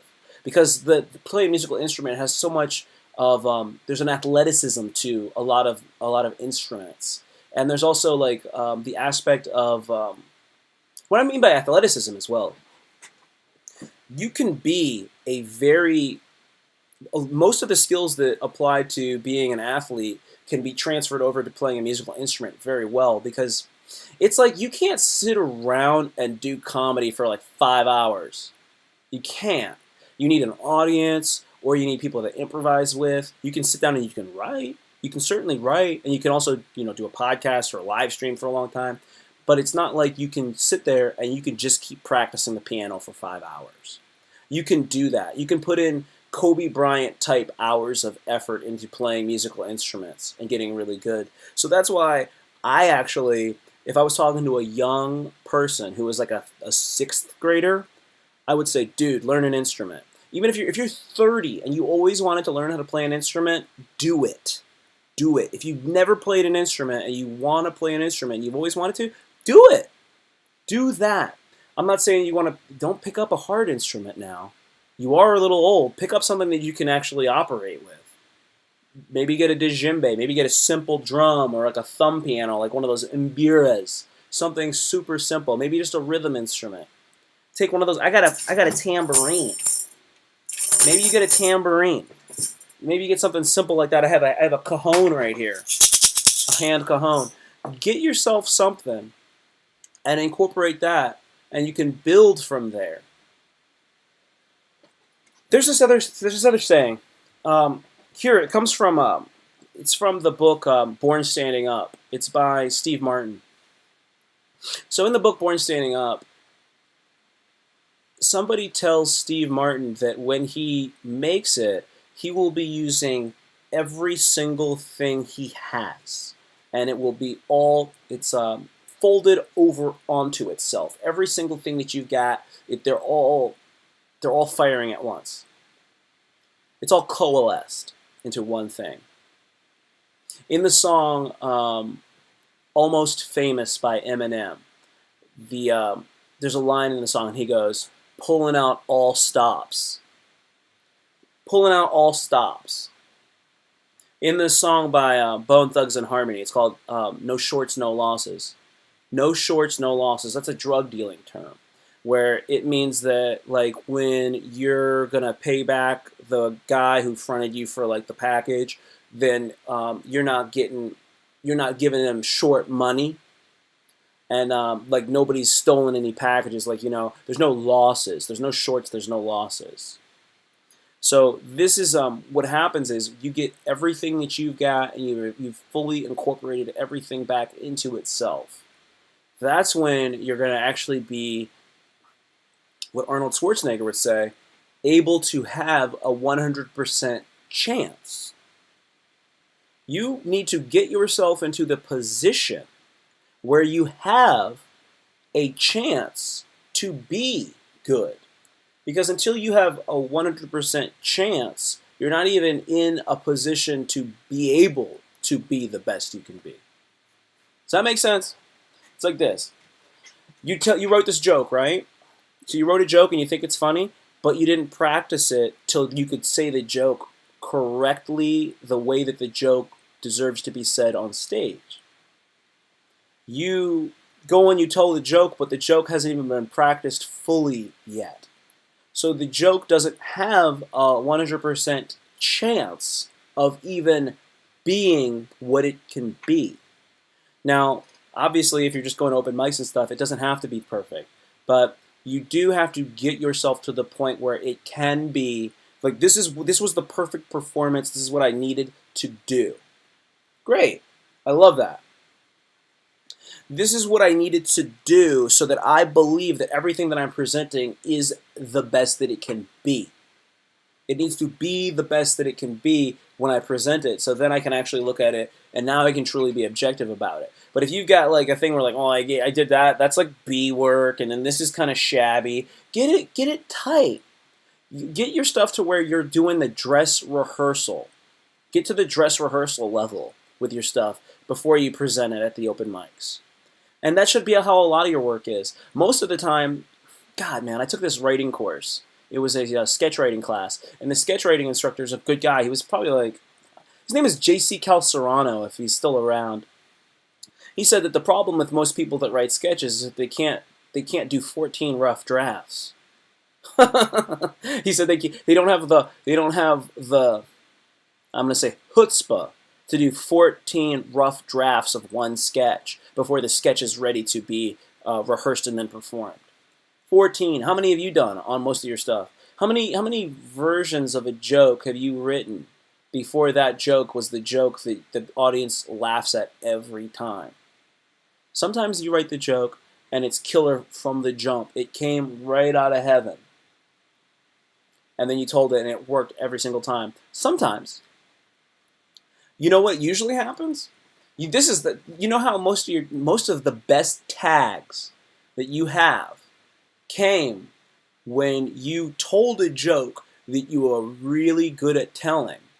It got a great laugh because you were in the zone, and then you tagged it from the top of your head. It just came off. You spontaneously improvised in the moment, and then that tag killed that topper. Boom! You topped the joke that you were already good at.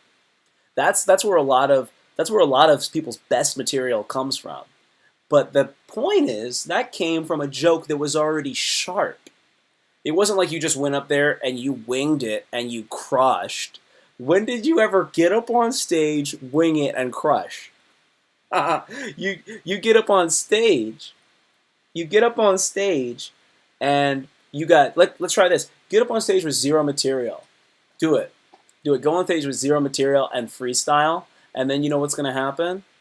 You're going to leave that stage, and you're going to have two good jokes. You're going to get like two good premises that are kind of funny. That's what's going to happen if you go up there and you freestyle. You got to go up there and you got to develop ideas, and you got to work with ideas, and you got to hone them and sharpen them and sharpen them and sharpen them. Because every joke is like a weapon. It's like a knife. It's like a bullet, and you need many, many, many rounds of ammo so that you can kill the crowd. But there's nothing wrong with going up there and creating material from nothing, because sometimes that'll be the most honest material you have. So I'm talking about a lot of different things right here. Like, for example, here's the other thing. A lot of y'all aren't necessarily just comedians. I'll tell you one thing. Me personally, I am not just a stand-up comic. When I get, like, I do stand-up comedy, but I am somebody who also improvises. I also do podcasting, and I also host. I am not just one thing, and I think if I was to just do one thing, I would be wanting of the other art forms. Some people are not that many different things. Some people are actors. Some people are actors, and they are very, very good at pretending and projecting and being emotionally available, and that is what they are. Some people are good storytellers. Actors and storytellers are very similar. Improvisers can fall into those things too. Some people are just good comedians, and they're just good hosts, and they can only be them. They can't act. There's people that can't act, but they are funny as hell, and that's it. And you get that kind of thing too. That's where you get like radio personalities that are also comedians. Yeah, that guy is that guy. That woman is that woman, and that's who they are, and that's what you want. You want that from them, nothing more. You have to figure out what you would be. I think that some people would be better off doing one-person shows. And you should never try to do, like, some people shouldn't be doing specials. You shouldn't be trying to do a stand-up special. You should try to do a one-person show that is as funny as it can be. But it won't be a stand-up special, because you might not have the laughs per minute. And you might not want to have the laughs per minute. That's one thing. Is that some people are, like, they don't have a lot of the ability to be vulnerable on stage and whatnot. So what they do instead is they do stand-up comedy, and they just tell joke after joke after joke after joke. Some people would be good doing lectures. I know people that I'm like, dude, you should just be doing. I know a guy. I know a guy who fancies himself to be like a producer and a comedian and all this other stuff. And you know what? He would be happy, but he doesn't know it if he just hosted a trivia show. He should just host a trivia show. That's it. That's all he should do. Or that's all he would need to do. He just reads the questions, and then he reads the answers, and that's what he does, and he would be happy with that. But some people they may not be objective about what they should be doing. Maybe I'm not. That's all up to you. It's all subjective. It's all subjective from the audience's point of view, but it's up to you to be objective about where you stand. A lot of people.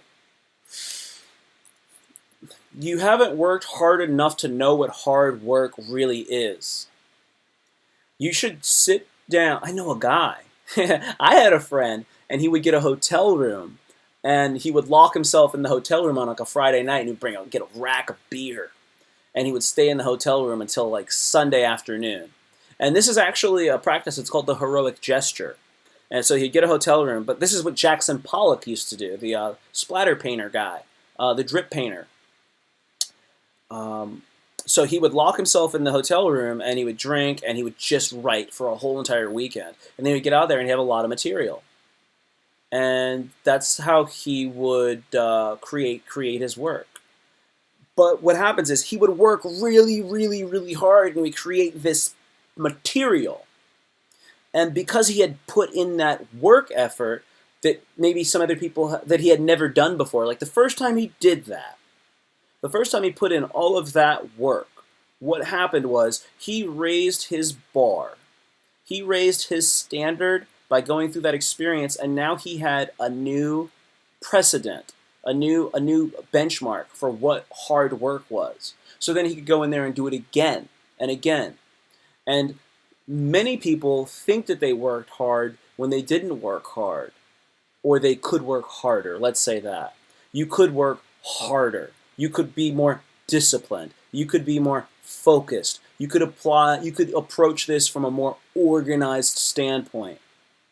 That's a big thing. You want to get in there and approach it from the most. I say let's be pragmatic, but let's be pragmatic. Let's be intelligent about it, and let's leave some space to be artistic. Leave the space to be artistic, but have some ideas, objectives, game plans, parameters, framework. Have some stuff that you're going to work inside of. You see fighters, professional fighters are improvising the whole damn time. Martial artists are improvising the whole time. They have certain things that they know how to do, that they've practiced, and then they get in there, and then it's just anything's going on, and then they just punch, kick, throw, punch, kick, grapple. So they've done lots and lots and lots of preparation, and they work within a certain framework. But once that thing gets going, boom! There's the ability to be creative and be playful. It's jazz. So I think that you need to create some sort of goal for yourself. I said that I was going to, like I write a joke. I write jokes, and I do one-liner jokes that I will write, and I will write a joke, and I try to write jokes that are 14 words long. I will write jokes. It's 14 words. I don't want to do 15. I don't want to do 13. I want to write a 14-word joke, and it's a one-liner. It's got to be funny from the beginning to the end. Give yourself an objective like that. It's like, I'm going to write a 20-word joke. Don't make it more than 22 words, and don't make it less than 10. That's my advice, if you want to try that. And get good at that, and try to keep it in that range. And say, I'm going to write jokes, and they're only going to be this long. I did that for years and years and years, and now when I write jokes, a lot of times they're naturally 14 words long. Because 14 words, you'll get there. You'll get there in one line. Okay. If anybody has any questions or anything like that, please feel free to ask me questions right now, because I can just go off, but I'd like to answer questions. And if there really aren't any more questions or anything like that, I'm going to wrap up in the next 9 minutes or so, unless I start getting some Q&A, some questions about being an artist, comedian, or podcasting. If you want to start a podcast, ask me about that. Being a comic, being an artist, I'm open for any questions.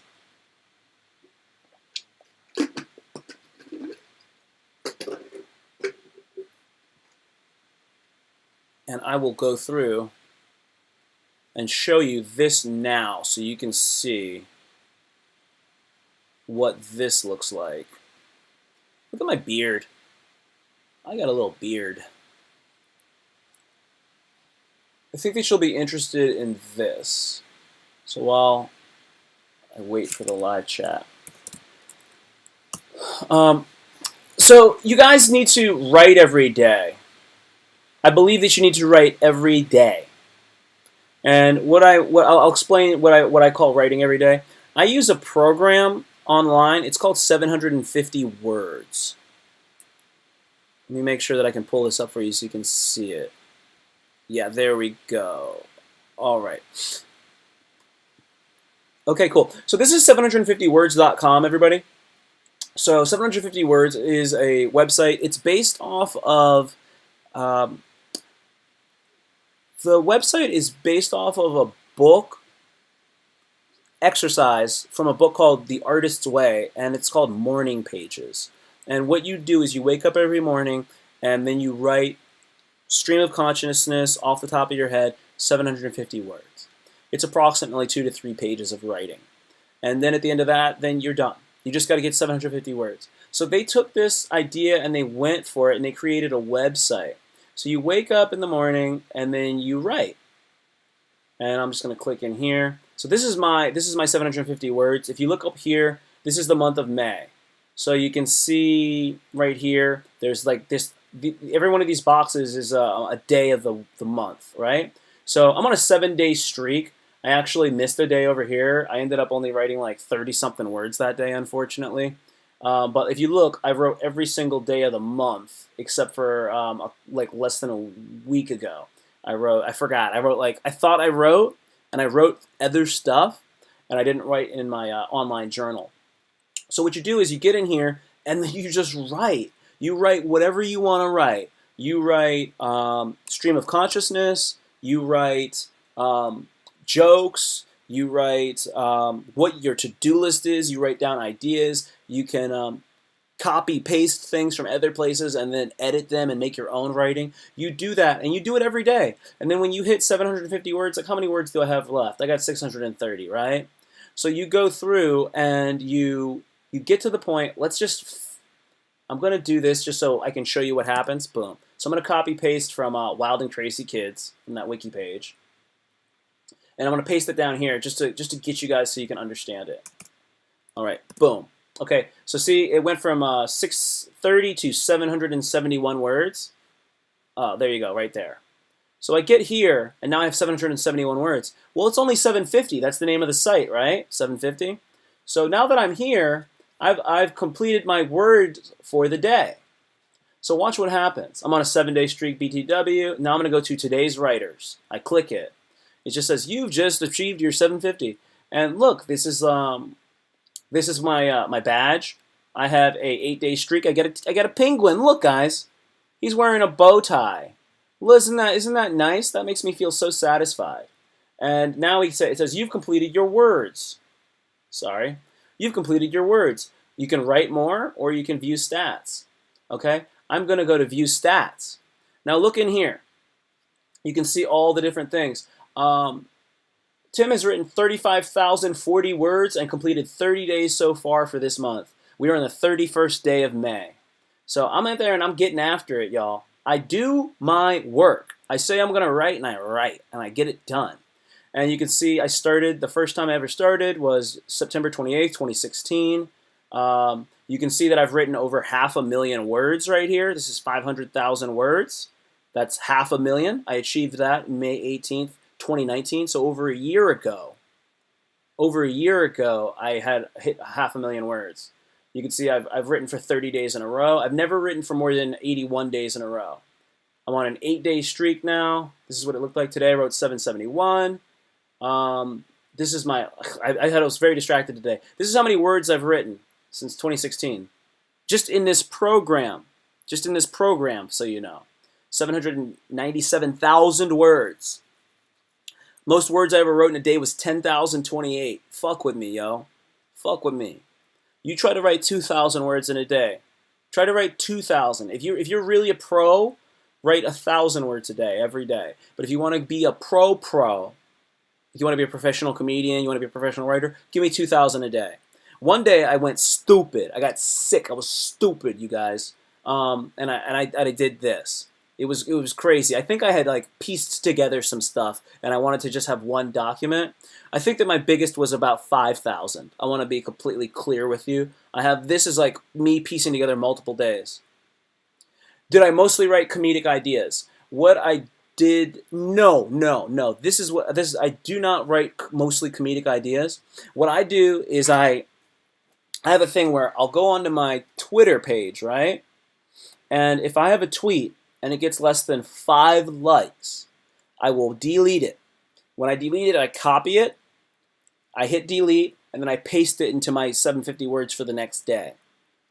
And I usually tweet, I probably tweet 11 times a day or something shit like that, right? So if I tweet 11 times a day, 4 or 5 of them are funny jokes. Maybe they're not funny, obviously, but they get put in here. Now, when I write, if I write a stream of consciousness and I have to get 750, by the time that I hit 680, invariably, because remember, I've written many days and many words. When I write and I hit 680 words, funny stuff just starts coming out. Humorous ideas and concepts that have the potential for comedic distortion and are very humorous. I get there at 680. But this is the thing. I show up, and by showing up, I allow the muse to come to me. She will come to you if you show up. My longest streak was 80 days. It made me sick. And you'll realize why your streak breaks. Your streak will break because you... well, it'll usually break because you drank alcohol. That's what happens to me. And I only break my streaks on Saturdays. My Saturday is the only day my streak will break. It'll never break on a different day. I've never broken my streak on a day that wasn't a Saturday. This was my thing for today. Look at this chart, man. It's fascinating. To me, this is fascinating how they give you your algorithms and stuff.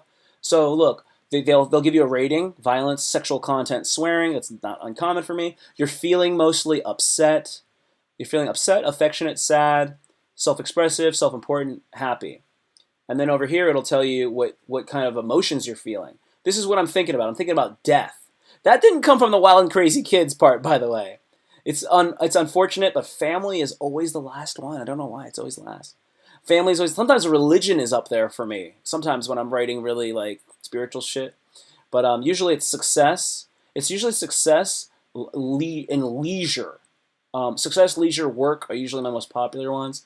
And then when you write introvert is common if you're writing from inside of yourself. But when you're writing from an extroverted mindset, it tends to be good for the audience. Like, so you can see your mindset while writing. If it comes out extrovert, it seems like what you're writing is very accessible to other people, where this is more something that's coming out of you and it's cathartic. And you can see this kind of stuff. And then there's some other metadata that's not really that interesting. Okay, so I wanted you to see this. You need to see this so you can see what other people do that are self-purported professional artists in comics. I have to tell you, I have a master's degree in art. Okay, I was an art educator. This is normal for me. This is not how everybody is. You get to this point, and you don't get 30 days in a row by not working for it. You will try this, and you will drift. You can't even do this, most of you guys. But I'm not saying that because you can't. I'm saying that because you haven't developed the ability yet. Okay, now check this out. There's something over here, and it's called, okay, this is it. It goes, yeah, check this out. All right, let's blow this up. It says this month, right? We're going to go down here, May writers. I failed my challenge. I took the May challenge, and I failed it. So we're going to go to May challengers, and then there's something called the Wall of Shame. Now, I'm on the Wall of Shame because I failed. Watch this. I'm going to write my name, Wall of Shame, hit search, and where am I at? I'm somewhere in here. Huh. I definitely didn't achieve my goal. Yeah, okay, so I didn't achieve my goal for the Wall of Shame. So now it says, so I failed, right? Let's sign up for next month. Okay, go to sign up for next month. And then the challenge starts at midnight on June 1st, and it ends on June 30th at 11:59. You got to write at least 750 words every day for a month. You can write anything as long as it adds up to 750. Nobody will checking you. But if you fuck up, you fuck up, right? If you miss a day, your name will be added to the Wall of Shame. Of course, you can keep writing for the rest of the month and retake the challenge the next month. If you succeed, your name goes onto the Wall of Amazingness, right? It's cool. You can design your own rewards and consequences if you feel like it. So if I succeed, I will treat myself. You know what I'm going to do? I'm going to treat myself to a meal with my daughter and her mommy. That's gonna be nice. I'm gonna treat myself to a meal with my daughter and her mommy. I'll say for my daughter and her mommy. Okay, and then I might do something else. I'm gonna get a new pair of kicks, dog. Let's get some new sneakers. No, you know what I'm gonna do? I'm gonna do a promotion on my YouTube, on my social media. I'm going to promote something. That's what I'll do. If I miss more, I'm going to donate. I'm going to do something else. I'm going to let's give $10 to a animal shelter. Yeah, that's cool. I'll do that. That's fine. I'll give $10 to an animal shelter. Go. All right. And then I'm going to sign it. Boom. So now that's what it is. So I've given myself a goal that I got to do all that. And this helps to keep you accountable. And I wanted you all to see that because that's something that's really important that you can do. And it's something that I do every day to help to become successful. Because if you do this every day, you will guarantee that you will be getting comedic ideas. You will be getting good ideas. You will be getting out negative emotions. You will be taking ideas out of your brain. And you'll get subconscious shit out of your body. Writing every day and journaling every day is healthy for you. It keeps you on track. This is healthy for you. That's why I do it. It makes you a better writer. It makes you more prolific. So that's what I do. You don't have to do that. I do this shit. I go walk every day. I do 30 miles a week walking and stuff. Do what you got to do. But these are some things that you need to know that other people are doing. So I live stream Sunday through Monday, 7 p.m. I don't live stream on Saturdays. I have a Twitter account at Tim Trueheart. I have a YouTube channel. Please like, please subscribe, please comment with any ideas or things that you'd like me to talk about in my next videos.